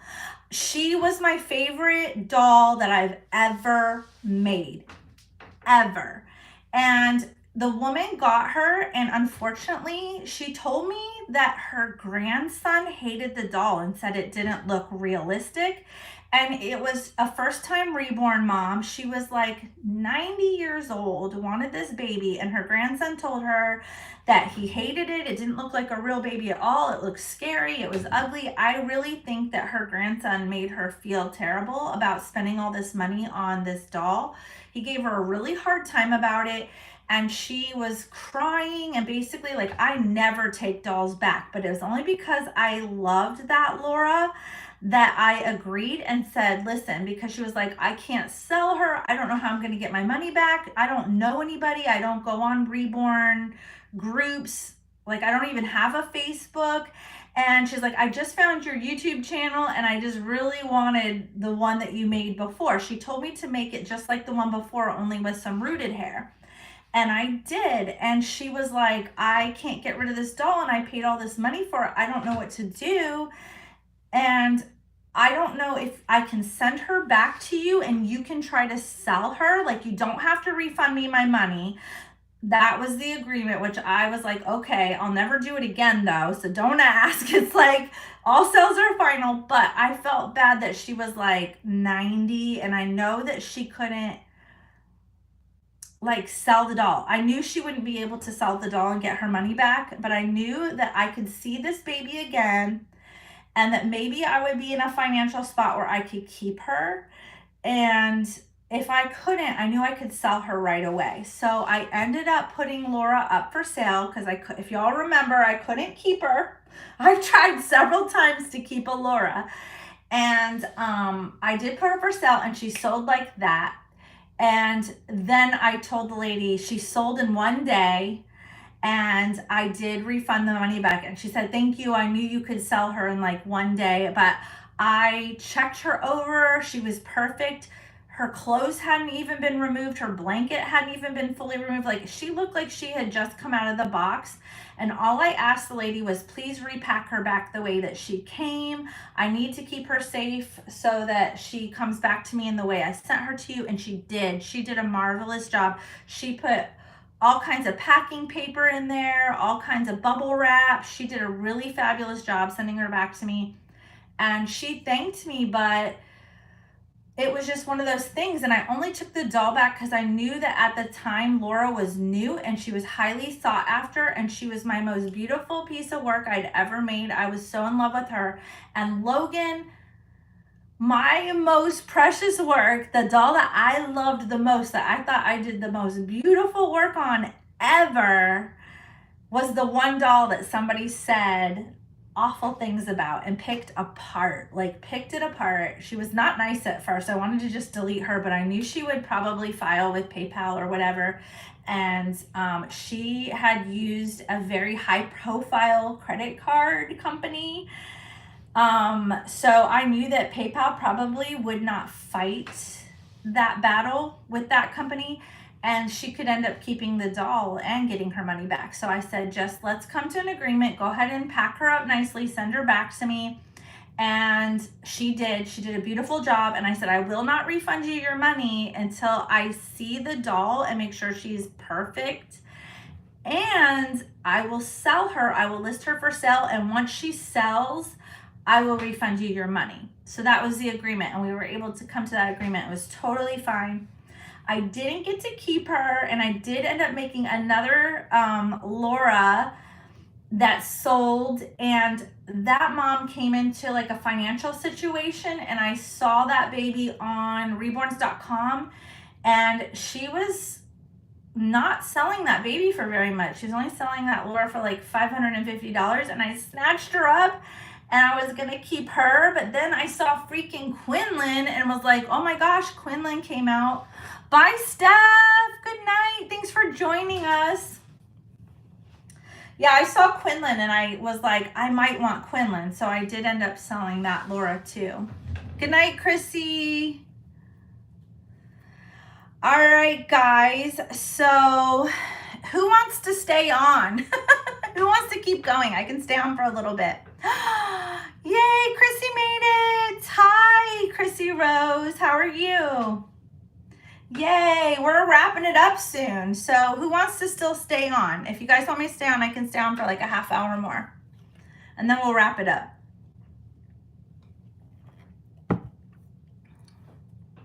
Oh, you're not leaving. Okay, don't leave me. Oh, yay. My cradle crew is sticking around for a while. Ask me any questions that you guys want. I'm going to put this little one back and I'm going to go get Rylan because I miss snuggling him. He is so snuggly right now. He's in the cutest outfit and I have to change him out of it. Logan, when are you coming back from your trip? So we know when to check out your newest baby. And what is his name? Because Logan is selling a really cute baby that I actually want. Logan is a newer artist, but he made a beautiful baby boy that I want, and I think he's selling it. How much are you selling him for, Logan? I thought you said like $250 or something. So if you want a beautiful reborn that is at a low price, go over to Logan. Yes, I will hold Samuel after I hold, let me hold Samuel first because Rylan was my idea. By the way, this baby has a heartbeat box in her chest. So if you push the button, she has a heartbeat. You can feel her heart beating. For those of you in the UK and Portugal, thank you for staying on. You guys are awesome. It's late there. It's like 1 o'clock in the morning there. So thank you so much.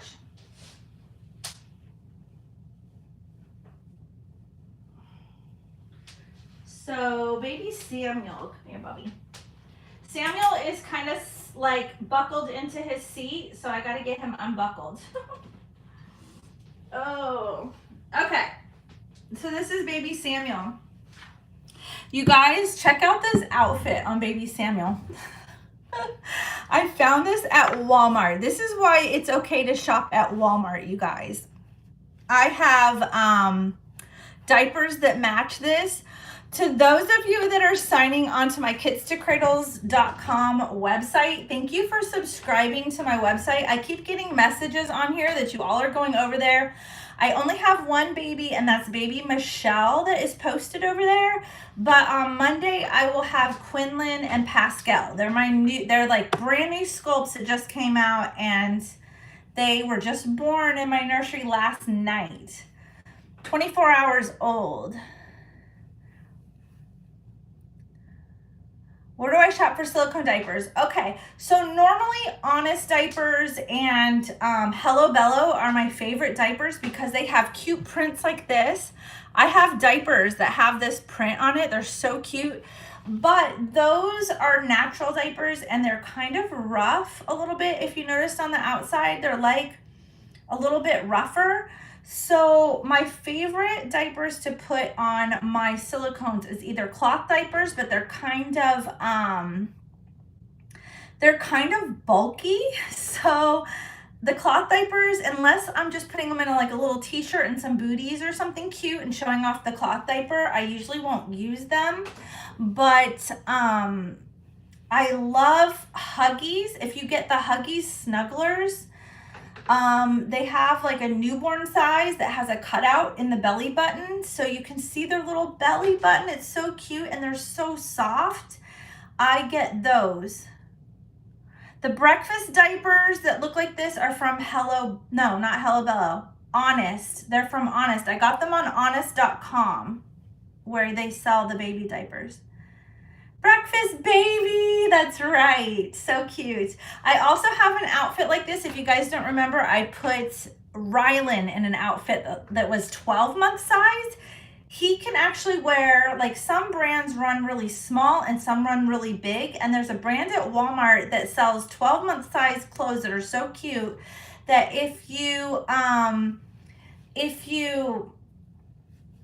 wash them and dry them and they're 100% cotton, they will shrink. So Rylan wears 6-month size, but he's wearing 12-month size pajamas right now. And I'll tell you what the brand is. It's from Walmart. He's wearing one of the outfits right now, and it only comes in 12 months and older, but they're so cute. So I take them home and I shrink them, and then they fit right on him, no problem. How do I make my baby so posable? So it's very tricky. The key is, let me tell you the key. So the key is not to overstuff them, but I also don't like watching babies on other channels when they're doing changings that are understuffed, because their bodies look deflated and all wrinkled, and I don't like that. But if they are understuffed, they will be more floppy. But also what I do is I put weighting in the booty, and it makes the booty look cute like this. See this little cute booty? So I put cotton in the booty cheeks, and then I put a big bag of weighting material down deep inside their bottom so they feel bottom heavy, because that's what real babies feel like. I was a NICU nurse and labor and delivery nurse, so babies, when they're first born, they feel really heavy in their bottom and in their head. So you want to put a lot of weight in a newborn's head. I wouldn't do that with Saskia or Rylan, because you don't want their head flapping backwards. You want them to be able to sit up. But for a newborn, you want them heavy in the bottom and then heavy in the head, so that their head will flop back like a reborn, like a newborn baby. But also I will put some stuffing in the middle, and then I'll put a bag of stuffing in their chest, so that they kind of, let me take his hat off, they kind of like fold in half, you know, so that they are really floppy and really posable. You want to make sure you fill up the limbs really good too with weighting material. I always fill them up to just above the knee and just above the elbow. And then I put stuffing in the rest of the limb to keep the weighting material from coming out. You don't want it to come out. So I will fill them all the way up, like 3/4 of the way, and then stuffing in the top, a good portion of stuffing, so that their weighting material doesn't come out. Doesn't he have like the coolest painted hair ever? By the way, this baby was not done by me. I fell in love with this baby. This was like a no-no purchase. So I fell in love with Peaches, as you guys know, and I fell in love with the Samuel kit, and I ordered a Samuel kit on McPherson's to make for myself. And it was on back order, and it was on back order for like months, and I didn't think it was ever gonna come. And then I saw this baby by, I can't remember her name, but if you write to me, I'll let you know. Yes, Courtney Monk. Yes, Courtney Monk. Okay, thank you. Like, I could not remember her name. I was like, I'll go look at the card that she sent and let you know privately. But yes, Courtney Monk made this baby, and I really fell in love with the photos on reborns.com, but when I got him, he was actually a lot more red than his pictures. So I will show you. So if you don't like red or pink babies, don't. She tends to make really red babies. So it was different than what it was in the pictures, but I fell in love with him. Her work is beautiful. Her hair is beautiful. The baby was very red, but I was okay with it because he is a newborn, and newborns are very red. I don't know if you can tell. Like, it's really hard to tell how red he is. Let me see if we can compare. Like, he's red. I don't know if you guys can see, like, that he's like, this is white, he is red. Not pink, red. But it reminded me so much of newborns that I would see during a delivery. They're really reddish purple. They're like, we call them ruddy. They're red and ruddy, which means basically like they haven't really transitioned over with their oxygen. So when babies are born, they have like a transition period for the first couple of hours of life where their heart and everything, their circulatory system is trying to switch over to breathing in oxygen into their lungs instead of getting oxygen through the umbilical cord, which gets cut at birth, right? So their body has to go through this transition period where they're learning to oxygenate, to regulate their oxygen levels and their temperatures. So heart rate, everything, respiratory rate, it's all like they're working for it, guys. And that's what he reminds me of. He reminds me of like a just born baby. So he's like my just born little baby. Like, I love him. And I think I fell in love with him with this sculpt because he looks identical to my son when he was born. I have pictures of my son that looks exactly like this. So I'm in love with him. I love that he is red. That's why I love other artists' work, you guys. So don't stick to just one artist. Branch out and try other artists other than whoever your favorite, he's so heavy, artist is. I'm sorry, I gave you whiplash. Branch out because other artists do totally different work. They do totally different work than what every artist is. Most of us are self-taught and we all do things completely different because we're kind of learning on our own. Really, you're able to find YouTube videos now, but you're pretty much on your own still with troubleshooting and figuring out your own style and your way that you like things. What about Cody Bear? I almost had Cody Bear in my collection.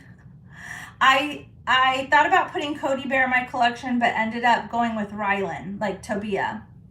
By the way, this is my favorite bottle, you guys. This Dr. Brown's bottle. It looks very plain, but it's super cool. I got one of those no-hole nipples. I got a pack of them on eBay. You can find nipples that don't have holes in them. And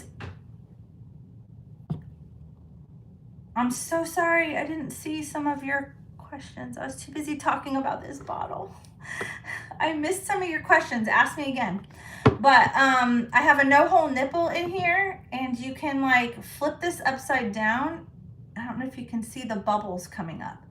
Like, it looks like the baby's drinking because it makes bubbles. Can you see the bubbles? So this is I didn't have to put silicone in this nipple. It has no hole in it.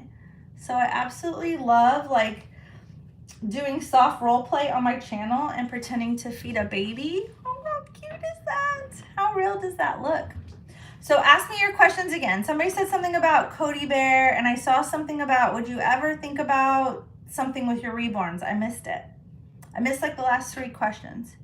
How can you reweight a larger doll so their head doesn't fall back? If you go under my playlist, there is like a do-it-yourself playlist, and I show you how to take the zip tie off of your baby's head and take your baby's head off. What you want to do is you want to take the cotton out, and then there should be like a stocking with weighting material in it. You're going to want to dump some of that weighting material out, retie it, and then put it in. But what I would suggest you do is you might want to put some cotton. So what I do with my newborns is I put the weighting material in first at the back of the head, so it makes the head fall back. And then I put all the stuffing in the head, but I put the weighting material back here. So what you're going to want to do with a toddler is, if you want their head not to fall back, you're going to want to put cotton in the head first, like in the top of the head and in the back. And then you're going to want the weighting material to be in the middle and then put your cotton in. Does that make sense? So that it's all the weight is in the middle of their head and it doesn't make their head fall back. The only exception is I have a kit. It was a kit I did for Logan. Logan, what baby did I do for you? I did a toddler for you. What kit was that? That kit, for some reason, no matter how I weighted the head still wanted to go back. I'm trying to remember what kit it was. Huxley! Yes! I have another Huxley, and I'm going to have to figure out with that kit what to do. Because I still want to weight the head, but no matter where I put the head, even if I put the weight in the forehead of the baby, that baby's head still wants to go back. I don't know if it's the way that it was sculpted or freaking what. It's the only kit that I've ever had trouble. And poor Logan hates that when he lays Huxley down, Huxley goes like chin up. So you just have to like put a little pillow behind your baby's head or something. But when I would sit Huxley up, Huxley would still sit up nice and like the head would not fall back. Yes, okay, so it's not just me. I've been trying to figure, I have a Huxley kit and I'm gonna have to just play with the head of Huxley Sorry, Shirley, this is your baby June. She's drying right now. Huxley, I'm gonna have to play with it and figure it out. Yep, you just use a little neck pillow. I think I sent you one just in case. I love Huxley, and actually my friend Kari is selling a Huxley as a girl, and she rooted her with blonde hair, and I want her. I was teasing my husband last night saying that I bought her, and he was like being so good about it. He was like, "You did? You bought her? Oh, she's cute." And I was like, "No, I didn't buy her." I wish. She lowered the price down on her baby Huxley significantly, and she's so cute. I'm so in love. I want her so bad, but I can't afford her. I'm paying off debt. So I cannot buy her. I'm not allowed. Not unless I sell a baby from my collection can I buy her. And there is one baby that I want to sell, but I was given a very hard time about selling that baby. Just saying. That artist was not okay with that. So, but I am okay with you guys selling my babies. If you decide that a baby is not right for you, or you have a financial issue, or you just want a different baby and you have to sell a baby or give up a baby that you might love to get a dream baby, I've had to do that too. I have had to sell babies. Like when I sold my Lulu, I sold my Lulu because my dream baby came up. And I sold her with five babies total in my collection to get my dream baby, which was my silicone Nathan. So he just happened to come up for sale. His mama didn't keep him long. I saw her purchase him and I wanted him and didn't have the money at the time. And then she had him for 2 months and then put him up for adoption on reborns.com. And I very quickly charged him to a credit card, which is a bad thing to do. I put 5 babies up for sale, sold all 5 of them in 2 days, and before he even came home, he was paid off. So it worked out good, but I was too afraid that I would sell off my beautiful babies. That needs to be another video.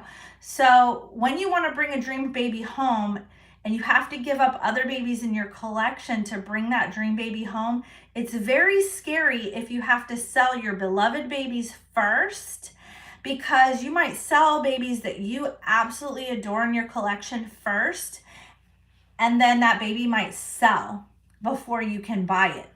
And that would be a nightmare for me. Like, what if I sold off Saskia and Nathan or Samuel or Peaches to get a dream baby, and I sold them, and then I wasn't able to get the money in time before my dream baby sold, and then I couldn't bring that baby home. So I had to charge him to a credit card just in case, because I was terrified of that happening. And once I knew he was on his way home and he was mine, I sold my babies then. But luckily I had a PayPal card that I could put him on, but I was also terrified that if I didn't pay him off and I wasn't able to sell my dolls, that I was going to get stuck with that. So that can be scary too.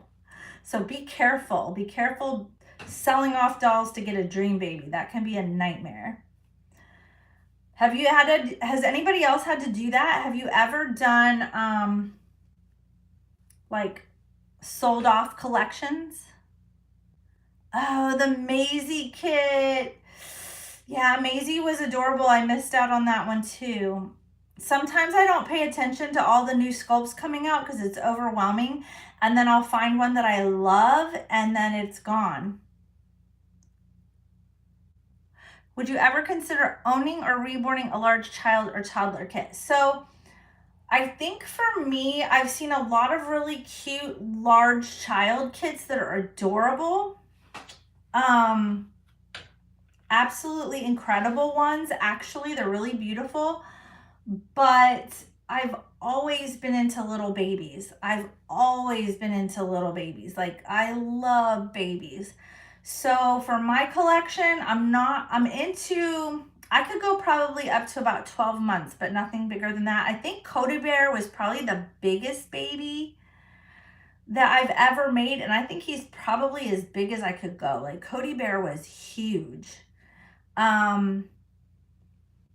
A lot bigger than what I thought, but that's probably as big as I could go. And my ovens could only hold Cody Bear. I had to actually break Cody Bear up into 2 ovens when I would bake. I would have to put his legs in one oven and his head and his hands in another. So I can't do a child sculpt because they won't fit in my ovens.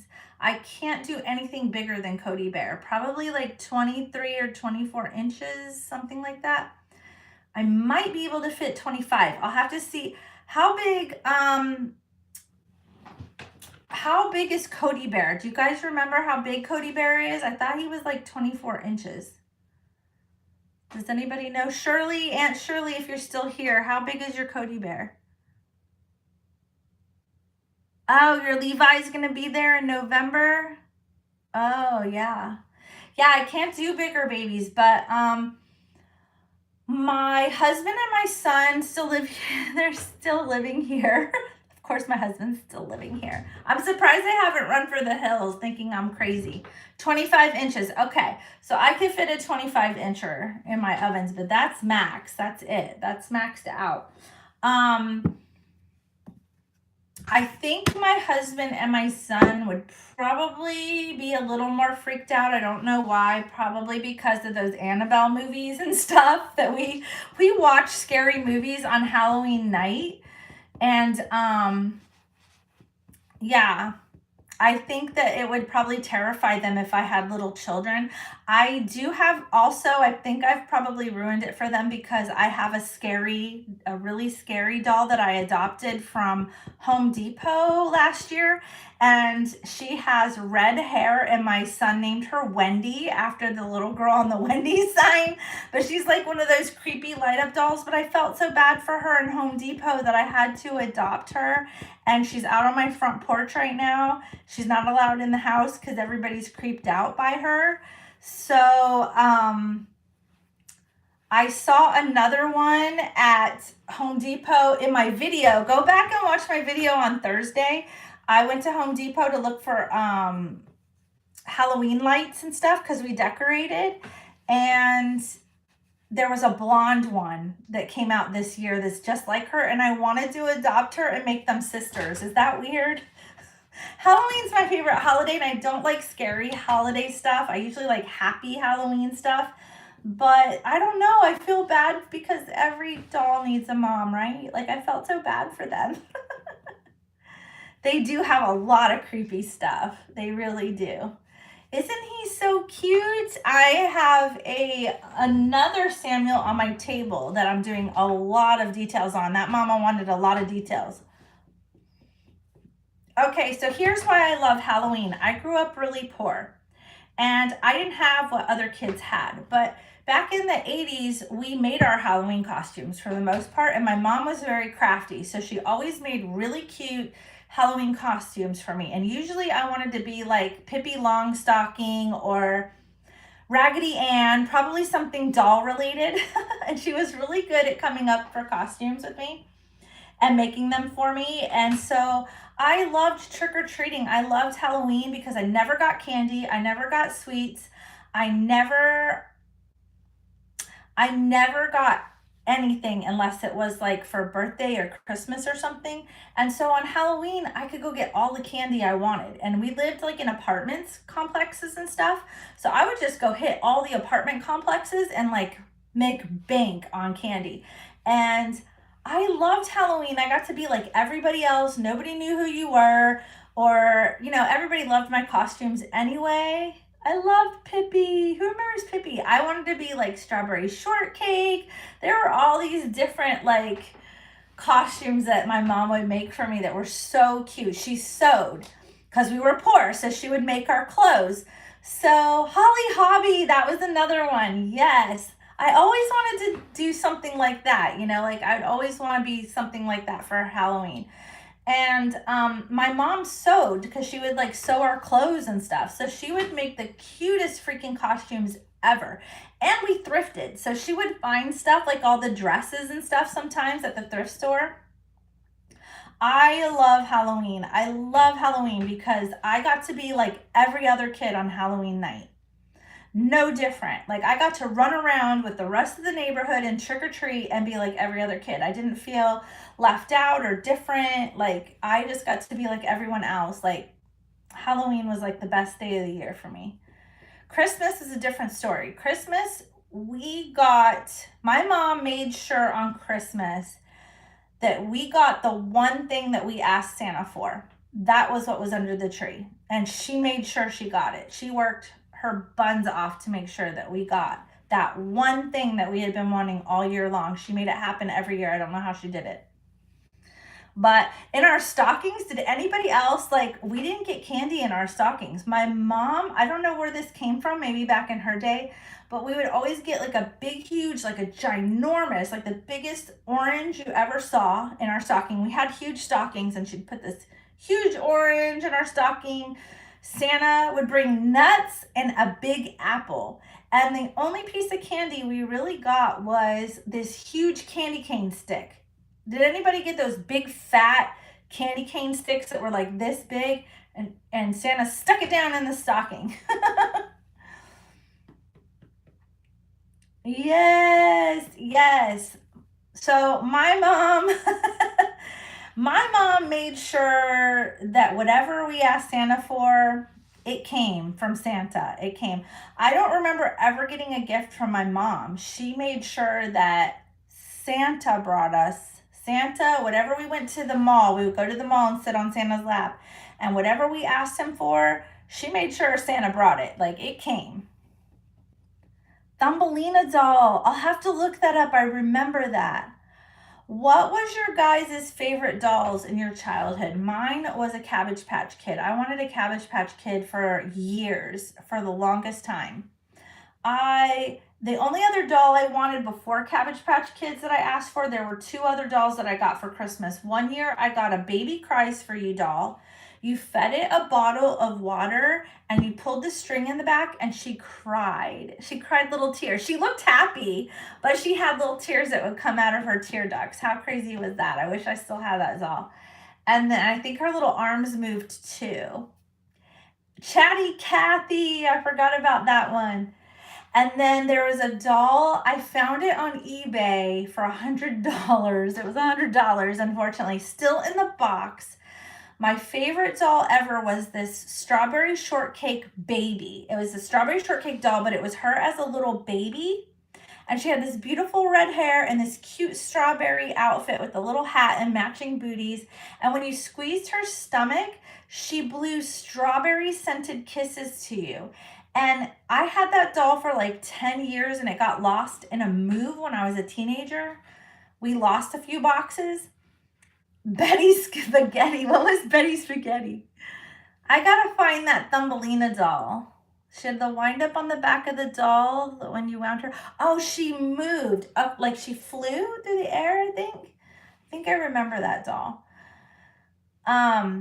But yeah, that baby still blew strawberry scented kisses. It was like the best strawberry smell I've ever smelled.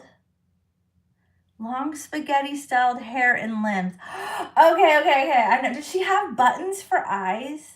Did Betty Spaghetti have like button eyes? I never got her. I'm going to go get Rylan because I really want to hold him. I miss him. Rylan is wearing such a cute outfit, you guys.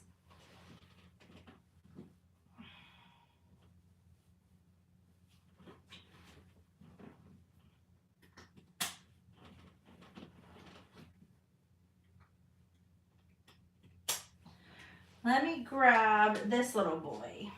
Come here. Oh, he is all tucked into this little chair. Oh my gosh, come here. So you guys see this big old head of hair? Look at how big he is. So Rylan is the Tobias sculpt by Laura Lee Eagles.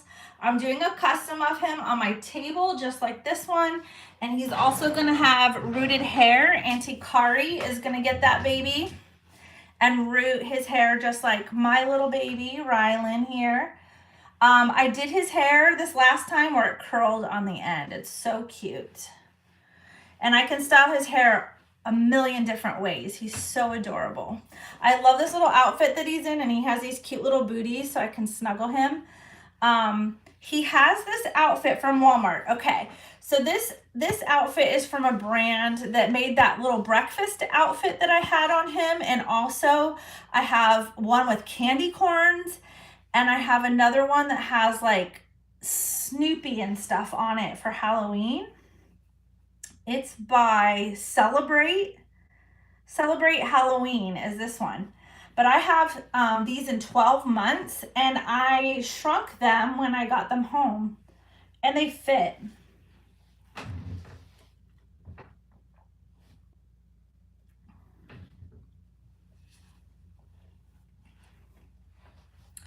I'm losing my voice from talking too much. So before we go and we wrap things up, because this is going to be going on like 2 hours. I think we're over 2 hours now. On a future live, would you like to see me do something with a baby? Like do a project, or like I saw someone on another live that I came across the other day, and they were building like a haunted house or something on a live. I know, Karen, with the hair. So I have a rooting artist, but for a baby this big, the mohair is expensive because you have to buy 2 bags of it for a baby this big, and it's almost $100 now. I think they're like 79 almost dollars for because it's hard to get them now because of the pandemic, so it's hard to find mohair, and especially this mohair is really pretty. So she had to get 2 bags. So most of the cost is the cost of the mohair for this baby is around, with shipping and taxes, $200 just for the mohair. The rooting services, for the amount of time that she would have to put in for a baby with this big of a head. This is a 6-month size baby, and she did make it where I could do his hair all curly, straight. I can make it curly just up top, like I can play with it and do like a little mohawk or a ducktail, or I can do it flat. I choose to do it just a little bit curly. So cute. She did my sassy for me too, because I just can't do it due to like arthritic issues with my neck especially, and my hands and my lower back. To sit there for like 100 hours, this would take like 100 hours of rooting one hair at a time. It is tedious work, and it takes probably 50 hours. It takes me 50 hours for a newborn size head, so it probably took her like 100 hours. So I think for her rooting services is another $200. So it was about $400 just to root Tobia and Sassy, just for their rooting. It takes her as much time to root the hair, and it took me that amount of time too when I did rooting full heads of hair. It took me as long to root the hair as it did to paint the baby. So for a newborn, it would take me about 50 hours to paint, and another 50 hours just to root a newborn's head. So to paint a bigger baby takes a lot more paint and time, and especially to root all that hair. He's so cute. He looks bigger, but I think it's because of the hair. I kind of felt bad when I got him. It took me a while to get used to his hair, because I've had a Tobia kit in my collection for as long as I can remember, and they've always had painted hair. And when they have painted hair, they definitely look like age appropriate to 6 months. They look like a 6-month baby. And I was so used to that sweet baby face and that little head. I wasn't used to Sassy and Rylan looking so old. When you put hair on them, they look like a much older baby. Like, to me, he looks 12 months. Like, he looks like a toddler. So when you add hair to these babies, they look so much older. So it really took me a few days to get used to him. I was in love with him right away, but he looked so different than what Rylan looked like. Like, I didn't recognize him. Like, I still don't see him as Rylan. He looks like Rylan grew up. Like, it was so weird to send. Now, this is the weird thing, because I've had Rylan and Saskia in my collection for years with painted hair. And Saskia looked like a 3-month baby, and Ryland looked like a 6-month baby, like age appropriate for the size of the kit. And then when I sent them off to Auntie Kari's house to get their hair done, and they came back to me, it looked like they had doubled their age. Like, Saskia looked like a 6-month-old baby, 8 months even maybe, and Rylan, to me, looks like he's already had his first birthday. He looks like a 1-year-old baby to me. Like, he's so big. He's a big boy. Oh, somebody wanted me to show them how Tobia holds. So the reason why Tobia is my favorite, like, toddler baby or bigger baby is because of the way that he holds. So if you notice, his arms are kind of bent.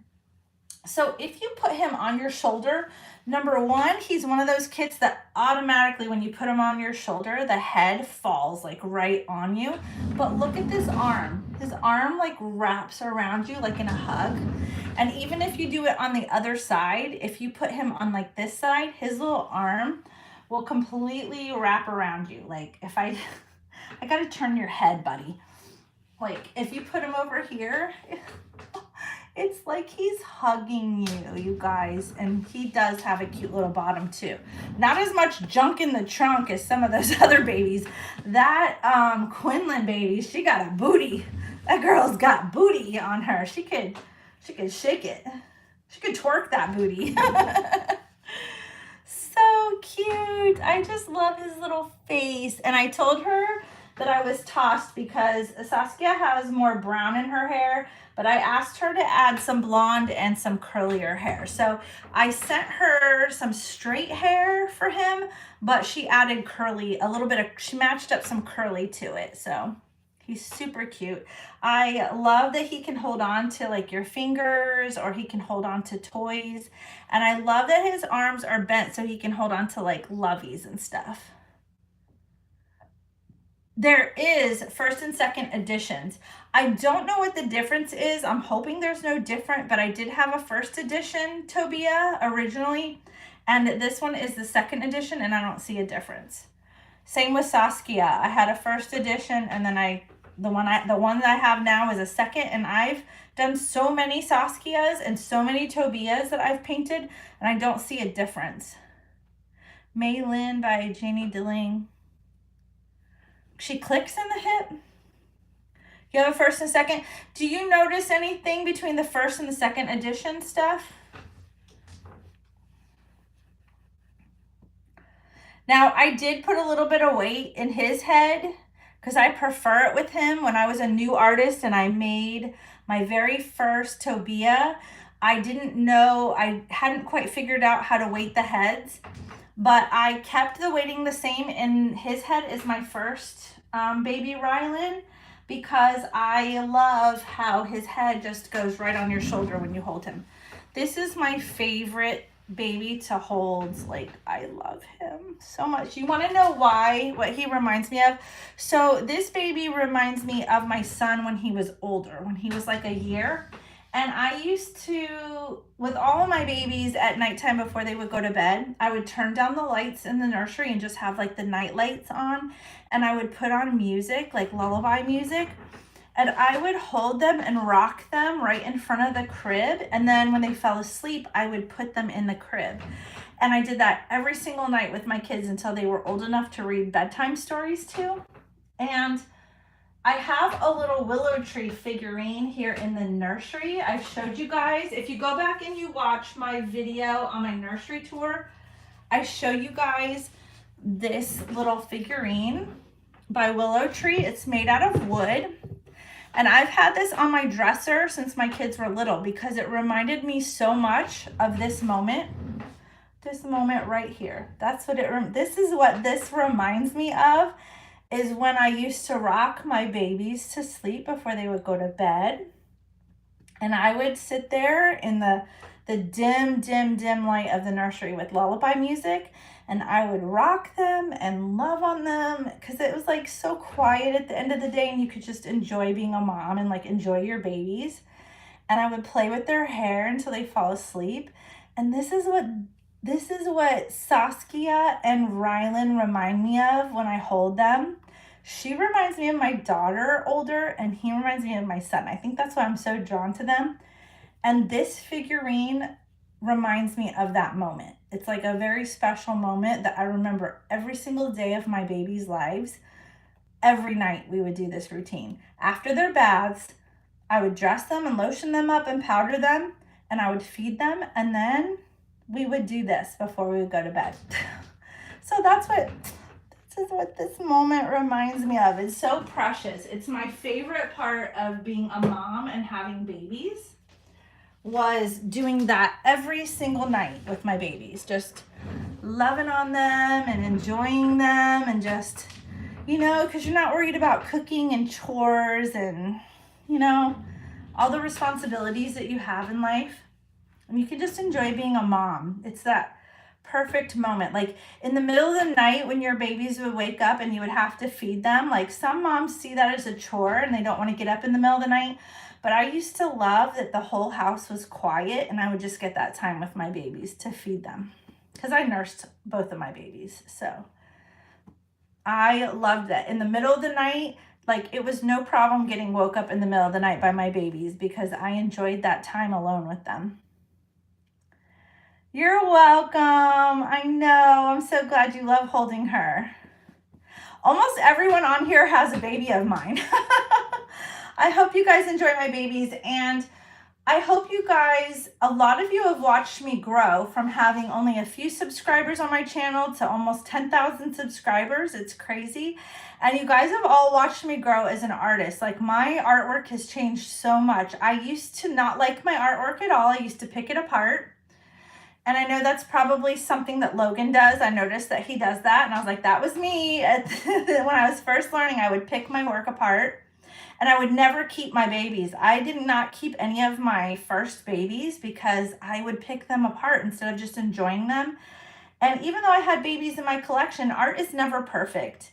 And I would have art by other artists that weren't perfect. Thank you, Steph. Thank you so much. You're so sweet. You guys are so sweet. I love you guys too. But like I would have art by other artists that weren't perfect and I didn't pick them apart, but I would pick my own work apart. I couldn't just enjoy the baby. Like I would just be like, oh, next time I'm going to do this different or that different, or I don't like the way that this vein turned out or these eyebrows, or like I would just pick it apart and it was terrible and I'd sell it. And now my problem is the opposite, that I fall in love with every baby and don't want to send them home. I have a hard time sending them off because I do fall in love with them. It takes a long time to kind of fall in love with your work. But I think that's what I love about Saskia and Rylan, is they're my work and they're a good friend of mine's work put together, and they make a beautiful baby. I found another artist who I love so much. She's so much like me. And I adore her work. She picks apart her work too, but I adore her work. I have Peaches by her, and she has helped me bring to life new Sassy Pants and new Ryland #2 that I had to sell in my collection, and she helped me make them new and improved and beautiful, and I love them and I get to keep them now. So I don't get sad when I have to sell off my work that I love, because I get to keep these babies and love on them. So I keep telling myself, you've got beautiful babies that you've made that you get to keep and enjoy. So I don't feel bad, and I especially love sending them home to you guys. I think that makes it so much easier for me now, because almost everybody that buys from me is from my YouTube channel. They're all my cradle crew, my aunties, my uncles, and I know my babies are going home to cousins. You all have lots of babies by me. Some people buy so many babies from me, and it's so sweet when I know a baby gets to go home to one of the brothers or sisters from my nursery. That's awesome. Thank you so much. You're so sweet. You guys are so sweet. I have made the best friends in the Reborn community on my channel. So if you ever think about doing a YouTube channel, don't be shy about it. Just do it, because you will make so many good friends. Like the best friends that I've ever made in the Reborn community are here, like on this channel. And you're welcome. You guys too. I need to do more lives, because you guys get to see and talk to each other on here. Make sure you guys talk to each other in my comment section on every video. Don't be afraid to reach out to each other, because every single one of you that are commenting right now, I know all of you, we all talk every day. We message every day. I know each and every one of you that are on here right now. there's only 26 of you, but I know that all of you are the sweetest people because we talk every single day. And feel free to talk to each other because I know you guys would all get along. Like, I wish I could pick out, like, send an invitation to each and every one of you to come do like a Reborn get together at my house. Because I know we would all get along so stinking good. Like, we would all have so much fun. I wish we all lived in like the same town. Like, there's at least 30 people that I talk to on a daily basis. And all of you that are on here right now would all get along so good because you all are so much alike. Like, you all have the same thing in common. Like, everybody that has stayed behind here on this chat, I'm looking at all of you commenting right now, and we would all be like the best friends. Like, we would all hang out. We would totally could like do outings together and stuff. So talk to each other. Pay attention to who's on there right now. Like, pay attention to who's talking on here. You guys should talk to each other. You guys, we would all be best friends. And I'm glad we have a place where you can meet. Make sure in my comments too, feel free on my channel to, it won't let you on YouTube. It will pick up if you try to leave like a website or something on there. It won't let the comment go through. But if you guys have like a Reborn related business, or you make Reborns, or you have a channel, don't be afraid to say, hey, I have a channel, because people can click on your name and go to your channel. So if you have a channel, like a Reborn channel, make sure you use my channel in my comment section to promote your business, to promote your Reborns. If you're an artist, I'm all about lifting each other up and supporting each other, because without you guys, I wouldn't be able to do this. So new artists like Logan that are on here, Serenade Nursery, you have a new channel. Carol has beautiful dolls and a channel. Yes, she does. Carol is so super sweet. Promote each other, you guys. Like, go to each other's channel and check each other out and talk to each other, because you guys would get along really good. And I want your channels to grow too. Carol's Cutie Reborn Nursery. I have watched so many of your videos, and she has my babies. She's so sweet, so positive. That's another positive channel. So if you're on here right now and you have a channel, or you sell Reborns, or you're an artist, say something so people know to go visit you, and let people know where they can reach out to you, how they can get a hold of you somehow. And I'm going to go back and look for the comments for review and review all those tomorrow. And if something is held for review, I will still try to put it through if it's not a bad comment. But if it's like, you know, you guys are promoting yourself. Yes, you guys subscribe to each other, help each other's channels out. Steph has an Instagram, and it's amazing. She has one of my favorite babies on there that I've ever done. She's so freaking cute. Her name's Chloe. I love baby Chloe. She's one of my favorite nieces. Shirley has a bunch of my favorite babies too, but she doesn't have a channel. So, but don't be afraid in any of my videos. If you guys want to promote yourselves, or you want to talk to other Reborn mom and dads, don't be afraid. And tell people, hey, I have an Instagram. Hey, I have a YouTube channel. Click on my name up above to check out my YouTube channel. If you sell stuff, I've had people in the past send me Merry Mail, and they just send me a card with like their business card and let me know what they're selling so people could check it out.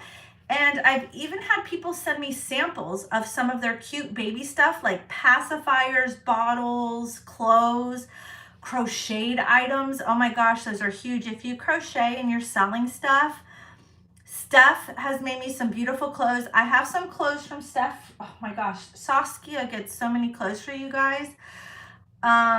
I have the hardest time trying to get all my babies dressed into all the clothes that you guys send, but I will eventually. I do save them and have them in their boxes to put like Saskia and her outfits, Rylan and his outfits. So many of you guys have sent the cutest outfits to me for my babies. So thank you for dressing my babies. And if you do send something, which you don't have to, but if you send me something in the mail, let me know on your card to me that you have like a channel or a TikTok. Ooh, I forgot to tell you guys. if you have a TikTok, go find me on TikTok. Same title, Kits to Cradles Nursery. I have the same title on Instagram and Facebook that I do here on YouTube. Go find me on TikTok because I'm going to do a lot of lives on TikTok.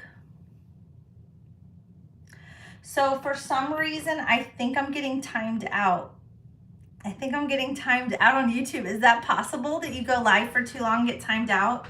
I've noticed that my screen has gone very dark. Let me see. Oh no, it's just my phone. Okay, let me fix this.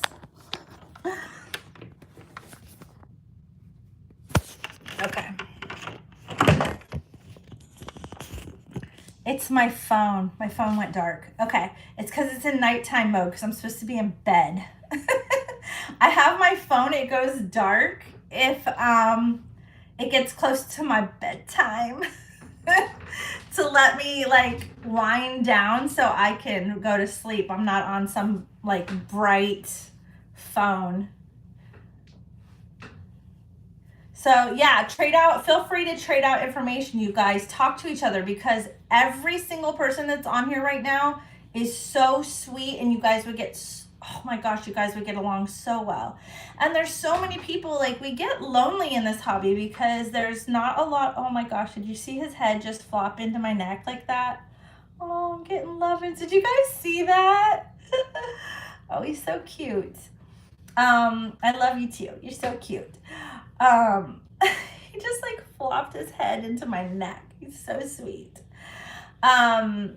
Yeah, switch out information because it can be lonely in this hobby when you're all by yourself and like nobody understands why we collect or make these dolls. They think we're crazy, and it's so nice to have other people who understand that you can talk to and you can trade stuff with. I can't tell you how many Reborn moms that we've like done gift boxes for Christmas. That's another thing. It's so fun to get Reborn boxes from other moms for Christmas or for birthdays or holidays where you swap out gifts and like you shop for each other and get each other like a Christmas gift, like a Secret Santa, but you know who it's from. So it's so fun. I've done that with people in other countries. That's been super fun. I have a friend in Puerto Rico who we were doing we did a Christmas swap and a Valentine's Day swap. I can't do it with everybody. It's too hard for me to shop for everybody around the holidays, but see, you guys are talking. Helen, do you have a channel? Am I missing something? Did I see your channel? Oh, yes, Logan, Secret Santa. We should do Secret Santa. Ooh, that would be fun. Let me know what you guys want to do in another live and write to me or let me know in the comment section if there's a certain video that you want me to do or something you have an idea for a live that would be super fun for us to do. Like I want to do a New Year's live. I really want to. Reborns are not very known and it's new and very, they don't understand the art. What country are you from? Where in your country? Because I know in like South America, Reborns are huge. Okay, you messaged me on Facebook. Yeah, you guys can send me messages and I'll read them all tomorrow. Tonight I'm gonna go to bed. Yes, it was so nice to chat, Chrissy. Thanks for making it. You made it. I'm so excited. Portugal. Okay, really? Oh my gosh, I thought they were so well known in Portugal. There's artists from Portugal. Now, I have heard, does anybody ever watch Aaliyah's Reborn Nursery? She's a little girl that does YouTube with her mom, and they're so sweet. They're from Australia, and her mom reached out to me and bought a couple of my Reborns and showed them on her channel. I think I put that under the aunties and cousins video. And, she reached out to me before her mom started painting and she wanted me to paint a bunch of dolls for her, like 50 dolls she wanted me to paint for her and send them to her all the way in Australia. She was gonna pay for me to paint like 50 kits for her because she said there's no artist in Australia. So I encouraged her and said, listen, that's gonna cost you a whole lot of money to offer dolls as giveaways because she would do giveaways on her channel. She has a huge channel, Aaliyah's Reborn Nursery. And Aaliyah and her mom decided to start painting babies a couple years ago when I said it's going to be really expensive for me to paint dolls for you and send them to you. And you would have to put them together because it would be too expensive to ship them to Australia all weighted and put together. And I just didn't feel comfortable with somebody else being in charge of putting my babies together. So I said, you should reborn. You need to reborn, like learn how to reborn. It's really easy. You know, it's not really easy, but you can do it. Like you can learn how to reborn. If you're just doing it for giveaways on your channel, right? Because she would do a lot of giveaways on her channel. I went and popped on her channel like a month ago, and they have a whole dollhouse that her husband built, and they make reborn dolls and sell them in this cute little dollhouse now. And so I guess there's not a lot of artists in Australia, and she's like one of the few artists in Australia now that can make reborns and sell them. It's really awesome. And she makes like fantasy dolls and like monkeys and deer. I think I've seen like reborn deer. Has anybody seen like reborn animals? Like there's reborn animals. I made a pig on my channel once. Her name was Peaches. I'm so glad you guys are talking. This is awesome. You guys are awesome. You guys are the best. And Logan, have you had any other reborn dads reach out to you? Because I don't see any of them on here tonight. I'm trying to get all my reborn dads together. There's like 12% of you subscribed to my channel that are reborn dads. Oh, thank you, Steph. You're so sweet. I love you guys too. You guys are the best. I am convinced, because I've watched a lot of channels, and I am convinced that we have the closest community on this channel. I'm not like tooting my own horn. Really, I've watched so many other reborn channels, and I don't feel like people are as connected and like a community on a channel. There was one other channel that was growing like mine that I really loved. My Heart is in Vermont. Do you guys remember her? She was started around the same time I did. And she had a fun channel, but she disappeared for like 8 months and I never saw anything from her. And then just recently I found out she moved to Florida right during a hurricane. And she started up her channel again. And I love her channel too. My Heart is in Vermont. She's super sweet. And she lives in northern Florida, I think. Oh, thank you. Thank you. I try. I'm not a perfect person, you guys. I've lived a lot of lives in this lifetime. In this short lifetime, I feel like I've lived many different lives. And I feel like I've had to do a lot of learning and growing just like everybody else. So, Jill, yes. Isn't she beautiful? Who watches Jill on My Heart is in Vermont? She is so freaking beautiful. She's gorgeous. Such a good soul. She just, you can just see it. Like she glows. I love her too. She has started making videos again, but she mostly does shorts. And I think she's just recently done a couple videos now that she's moved to Florida. I think she's a new artist too. And she's currently making a baby for her daughter, I think. Yeah, I agree. It's hard to find reborn artists in certain countries, and the problem with other countries is there's different rules when it comes to reborn kits and no dolls, and they're allowed to do different things. They have different rules over there, so it's okay, and that's fine. Things are different in different countries, so you don't know what you're getting when you're buying from other countries. Just so you know, make sure you have a COA if you're worried about that. If you want to make sure you have a legit kit, like most of the kits that are coming out now have COAs. So if you buy overseas, make sure that person has a COA, but it might be an older kit. Like I said, Michelle over here that I did, I bought her from Bountiful Baby, I believe. It was either McPherson's or Bountiful Baby. And when I received her, she didn't have a COA. And I didn't realize that she was an older kit, but she does have her artist name on the back, so you know it's legit. She's by Michelle Fagan. So she's Michelle by Michelle Fagan. So she's beautiful. She's just an older kit. So I will put my card in with her so you know you got her from a legit artist. I'll create a birth certificate for her. I have beautiful birth certificates that I make And so older kids that don't have COAs, I just make a birth certificate. Yes, Jill is so much fun. She's so young. I think she brings like a youngness to the community. Like she just has something about her. She just glows. I love her.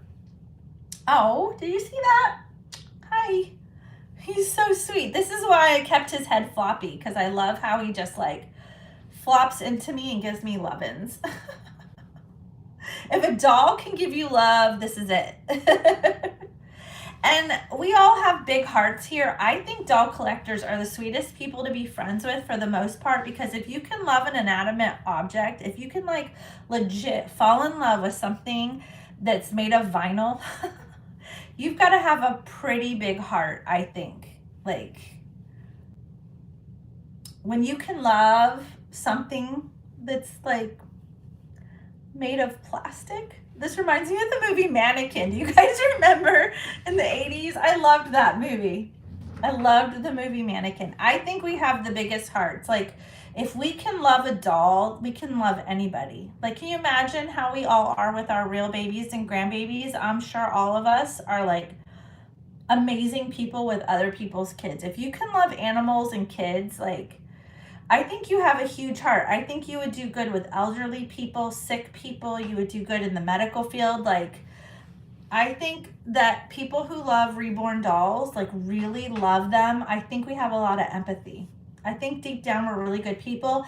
And I think that's why when drama starts up, or when people come in and start drama in this community, why it's so hard, because we all internalize it. Like we take it on. Like we feel that stress and that anxiety and that like negativity, because I think we're all like pretty empathic people and we just absorb all of it. And it makes it really hard, because we're here because we're sensitive people and we like the calmness that these babies bring us. And I think that it ruins that. Like, this is our safe place, you know? Like, this is where we go to get away from all the rest of the craziness that's going on in the world. And when people come in and bring drama to it, it ruins it. And it's hard for us to walk away from it too, because we absorb, like empaths absorb that energy. Like we take it on and we really feel it. Like we feel the feelings of other people.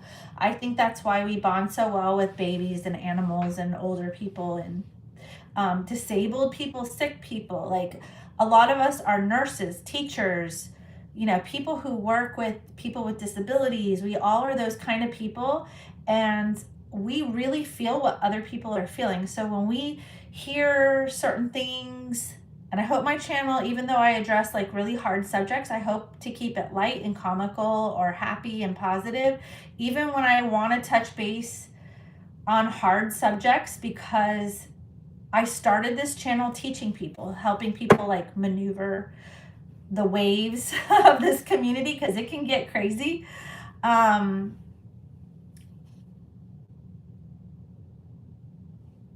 Yeah, I'm reading your comments. Sorry. Yeah, music is huge for me. If I feel down, and that's another video I have on my list, like especially around the holidays, I'm gonna do one on reborns and your mental health, because around the holidays things get really hard for people mentally, which is why I want us all to be friends and be able to talk to each other and get to know each other and reach out to each other. And you guys can like message each other like on your Instagrams and follow each other on your channels and get to be good friends. Yes, that's your chill zone. I got it. Moms with children with disabilities need a chill zone. Yep. Because you get caregiver burnout. And let's face it, a lot of us people who are empathic, we're the ones that take care of our spouses. We're the partner that takes care of our children, our animals, and then we take care of the grandbabies when they come along, and we take care of the elderly when our parents get old. Like, we're the caregivers, and we can get caregiver burnout. So you need a hobby or just like a chill place. Like, I call this my happy place. I have a sign that says this is my happy place. Nobody's allowed to bring negativity into this room. Even if you live in my house and you're having a bad day, you're not allowed to come in here in a bad mood. Yep. and being an empath, you have to safeguard yourself. So I do things to safeguard myself against negativity. I try not to participate, like I said, in drama. I don't let drama come near me. If somebody's having a bad day, I walk away. If somebody calls me on the phone and they're in a foul mood, I'm like, I'm sorry, I have to go. I'll call you back later. I hang up and I like decompress and get myself back together again. And then I'll call them later when they're like able to talk. Like, I don't mind helping and talking, but I used to come in here when I was a collector, and I would come home from really bad nights. Like, labor and delivery is not always a happy place. It can be a very scary place, and so can the NICU. And I also worked in pediatrics. I learned very quickly where I worked, and so I worked many different areas at once. Like, even I would float around all the different areas in one night. So I might start off in labor and delivery, and if a mom ended up in a C-section, I would go in that C-section and do that surgery. And then I would catch that baby, and if it was not doing well, I would take it to the nursery to recover it. And then I might fly it out to another hospital, or if it was doing better, once mom came out onto the mother baby unit, I would connect the mom and baby together and take care of them out there. And then I would take care of pediatric patients on our floor if they would come, because nobody wanted to touch pediatrics, but I loved kids and did really well with them. So they would always give me the peds.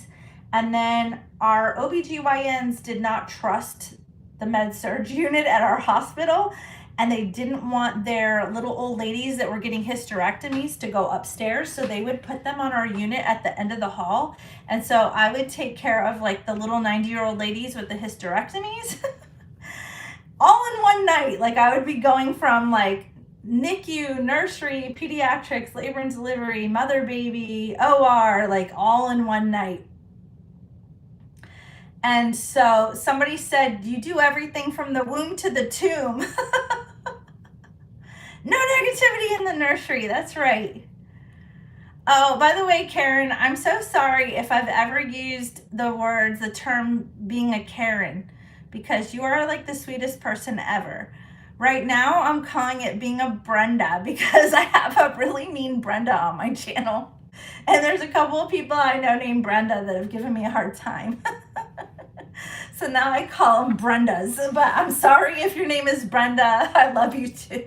I still love Brenda. Brenda's still on my channel. She's probably watching this live, and I still love her. She's still welcome here. This is still a happy place. I'm just sorry her life is so miserable that she's mean to me. I'm sorry.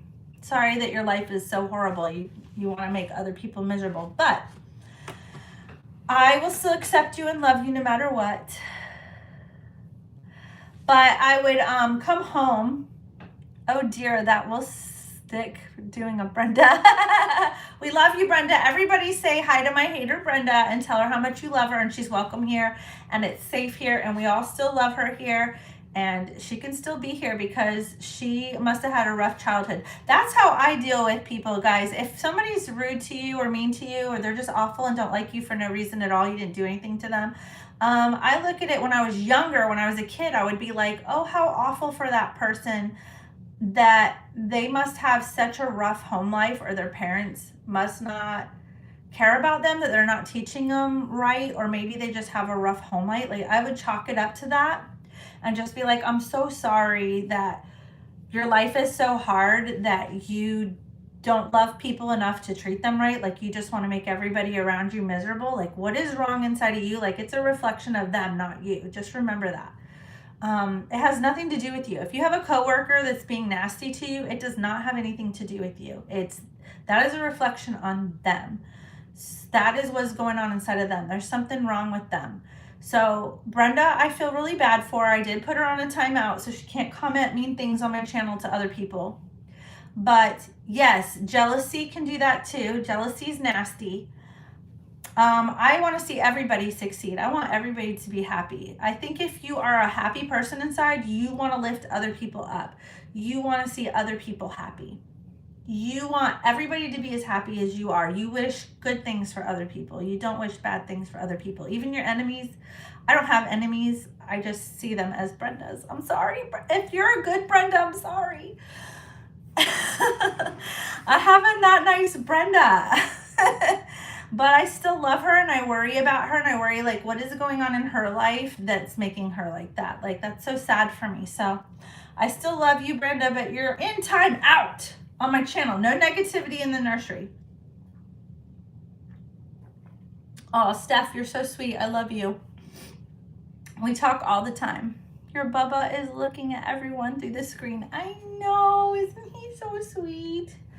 He's such a good baby. He's my calm one.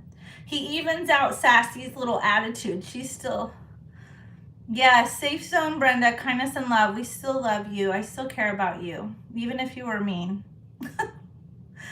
I don't take it personal. I know that there's something else going on. And what I feel bad about is Brenda told me that she teaches our kids in public schools, and that's scaring me. So I'm hoping that she can learn love and kindness that she didn't get when maybe she was younger. Maybe we can be an example. And hopefully she is not like that with the kids in her class, because that scares me that she's working in public school with children. I hope she's not either. One of my kids had a teacher like that, and it ruined him. It ruined him. It was his 4th grade teacher. And it was my bad that I wasn't the kind of parent that I would listen to the teacher. I didn't listen to my child when he would tell me that the teacher's being mean to him. I wasn't the type of parent that was like, oh, my little Jimmy is so perfect. Little Timmy would never do that. If an adult came to me and said something about my kid, I would take their word for it for the most part, unless it was something completely off the wall that I'd never heard of with my child before. But I knew my kids weren't perfect. And so because she was an adult and I trusted her, I listened to her. And it wasn't until I volunteered in her classroom that I saw how she was treating my child right in front of me. And I was like, if she's treating him like that right in front of me, and humiliating him in front of the whole class and talking to him that way right in front of me while I was volunteering during a Christmas party, what is she doing to him when I'm not around? So I legit took my child and walked to the principal's office. I'd never done that before. I'd never talked to any principals. I had never complained about a teacher in my life because I have teachers in my family, so I know what it's like to be a teacher. And I had him pulled from the class. I asked him too, do you want to go to another teacher? And he said yes. And so the principal and I agreed to send him to another teacher. And he got a male teacher for the first time, which he was really happy about. And he was a really good 4th grade teacher, but he's like, your son is so far behind. He had looked at all his test scores. He had gone to this school since preschool. And he was like, he was so off the charts high on his grade level, he was always advanced, and it took a lot for that 4th grade teacher to catch him up. He was like, I don't know what happened with her class. Why is he so far behind suddenly in 4th grade? And he's like, I wish I had caught him sooner. He had come to my classroom sooner and I would have been able to get him further ahead. But we worked through it. By middle school, he was all cut up and he was doing fine. And he was back to his international baccalaureate classes. He was in advanced classes in high school, so he did okay. Yes, because it can ruin a kid. I had a teacher also it was 5th grade. It wasn't 4th grade. Miss Sexton, JT McWilliams in Las Vegas, Nevada. If you're watching this, you wrecked me from 5th grade. I got so far behind. She embarrassed me for asking a question, really went off on me in front of the whole class. And I was just talking to my husband about this the other day, and I was like, I was so afraid to ever raise my hand again and ask a question that I was ruined all the way up until college. I was afraid to ask questions, and I would get behind in class because I had been so humiliated by this teacher for asking a question that I never raised my hand again if I had a question, and it caused me to get so far behind. I was so far behind in middle school. My grades plummeted in middle school after that, and it didn't pick back up until I moved and went to another high school in another state, and I got some really good teachers that made me feel really comfortable and really picked me back up. But I'm gonna say honestly, I was to a point where I didn't even think I could go to college. Like, I didn't think I would be able to make it through college because I had so much anxiety. And it wasn't until my husband came along and he's like, you're so smart. You're so smart. You've got to go to school. Like, he really encouraged me. Like, you can do it. You can go to school. You can do it. And I started taking college classes online is how I did it at first. And I noticed I was making like straight A's through all my medical classes. And then when I actually made it to nursing school, it was very hands-on, and my instructors were so sweet. They were like, everybody starts somewhere. Nobody knows everything. There's no such thing as a bad question. We can all learn from every question that you ask. Don't be afraid to ask questions. I had some amazing nursing instructors and doctors that I worked with, and I thrived. I did so good. I made straight A's. Like, I thrived in the medical field. I thrived in college. It just took the right instructors. So don't be a Brenda. Like, treat kids good. You will ruin little kids' minds just from one incident. Like, I went from being completely confident to, in that one moment, just being like a shell of a child. I was so humiliated. So humiliated. It will ruin a child. Just one thing. Yeah, if you're a teacher, because I would do a lot of teaching in nursing. I loved students, by the way. Like, a lot of nurses hated when students would come on the floor because they were like, oh God, I gotta take time and deal with these students. And I loved it. I was like the mother hen because I knew what it was like to go through nursing school and to be so scared. And I had all these little chicks that would follow behind me, and I would always tell them, like, don't be afraid to ask questions. Jump in and do your hands-on. Like, this is when you learn, and I will help you. Like, don't ever be afraid to ask me questions. You're not dumb. You're not stupid. Like, you guys are smart. You wouldn't have made it this far if you weren't smart. So I loved having students. I was like, this is when you're learning. Everybody starts somewhere. Even these doctors started knowing nothing. So don't be scared of not knowing anything. And it was like so fun. It was so fun teaching. I love to teach. I debated whether I wanted to be a teacher or a nurse, but teaching didn't pay enough. And so I decided to be a nurse because I could work with babies and children. Yeah, they don't see kids as people and respect them. And think back to when you were a little kid, like, you knew a lot. Like, I remember knowing everything that was going on around me when I was a little kid. Like, I was really hyper tuned into everything that was going on, like with adults especially. Kids are not stupid. They're really smart. I think, like, remember us kids from the 80s? Like, look at you posing. You just posing, you little ham. Look at you. Kids from the 80s, we took care of ourselves. I remember getting myself up in the morning, getting breakfast, getting myself ready for school from like first grade on. I remember coming home in fourth grade doing my own homework. My mom not even checking it or asking me for a report card. I remember staying outside until the street lights turned on and running the whole neighborhood. We would ride on our bikes down to 7-Eleven. We would find ways to get food. We would eat at each other's houses. We would get snacks from wherever, like 7-Eleven, the ice cream man. I remember our ice cream man giving us stuff for free because we didn't have money. Like, he would hand us stuff for free, which is kind of scary but cool at the same time. Like, it was just different in the 80s. We took care of ourselves. I remember making peanut butter and jelly, macaroni and cheese. I fed myself breakfast, lunch, and dinner sometimes.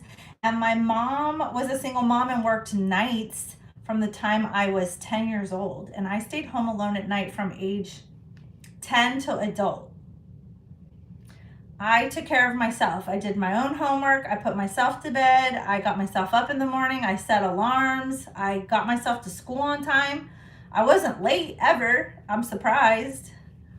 But yeah, I took care of myself. Like, and I'm realizing I thought it was just me. And then I started watching videos on TikTok and realized it's like the whole 80s generation. Like, what happened to our parents in the 80s? They all just like disappeared. Like, they had us and then like let us run amok. Like, how did we turn out so cool? How did we all not end up in jail? I don't know. I'm surprised I survived the 80s and didn't get like kidnapped or fall off a roof or something. Yep, some did.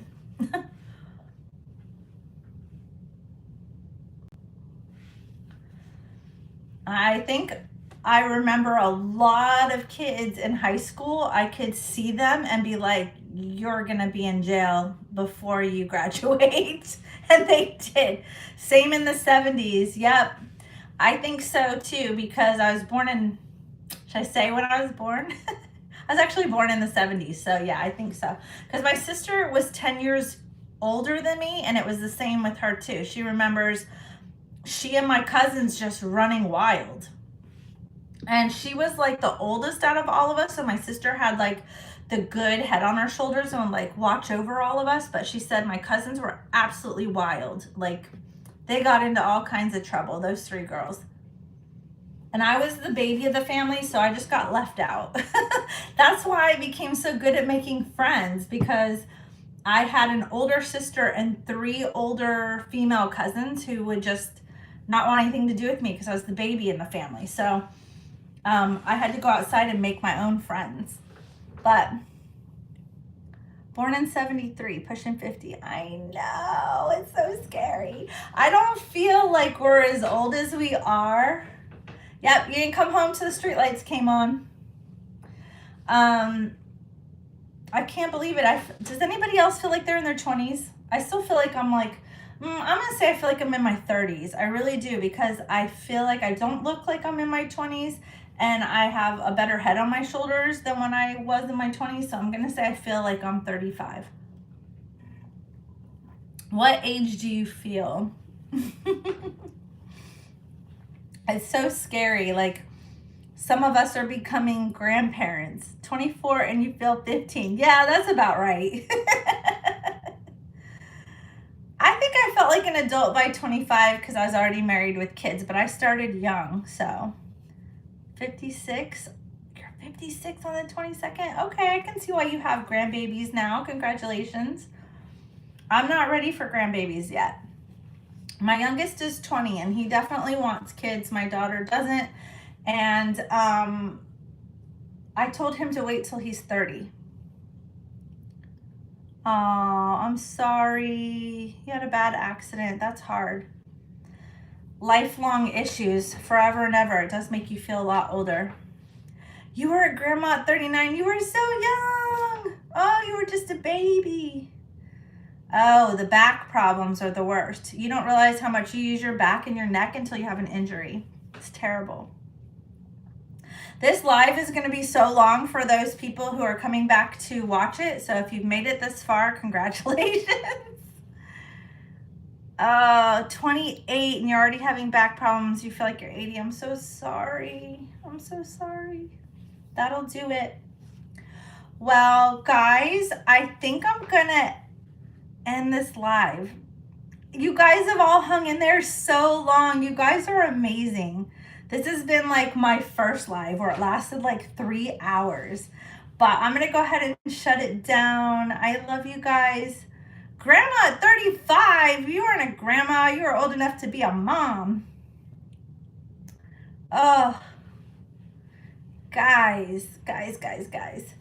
All right, guys. I love you guys. I'm going to go. I think my husband's probably ready for bed. What time is it? You're so welcome. We got to do it more. And go and join me on TikTok, because I did a live when we had the storms. I went live and it was so easy, and I could listen to whatever music I wanted. It was so much fun. And I'll probably randomly just go live on there whenever I feel like it. I'm not even going to announce it. So if you join me over there and you hit the alert, it'll let you know when I'm live on TikTok. So if you love TikTok like I do, I love TikTok. It's so funny over there. It's so fun. Not as many rules. I don't make any money. I'm not monetized or anything over on TikTok. But that's okay. But go follow me on TikTok. I make funny videos. I do mostly funny videos with my reborns. And if I see more of you over there, I'll probably do a lot more videos with the reborns. Like, you can be more creative over there. And I just love that you can like listen to whatever music you want to. You can like jam out and like have a party on there. And I love that I can like spontaneously go live over there. So I think it would be super fun if you guys join me over there, or go check me out over there, like subscribe over there. Not to get subscribers, but just to go live. I'd rather go live with you guys. The only thing I'm scared of is that I get random people that might wander onto the live that are not not part of like our Cradle crew, and I worry that we will encounter some drama maybe over there with somebody that thinks we're all crazy.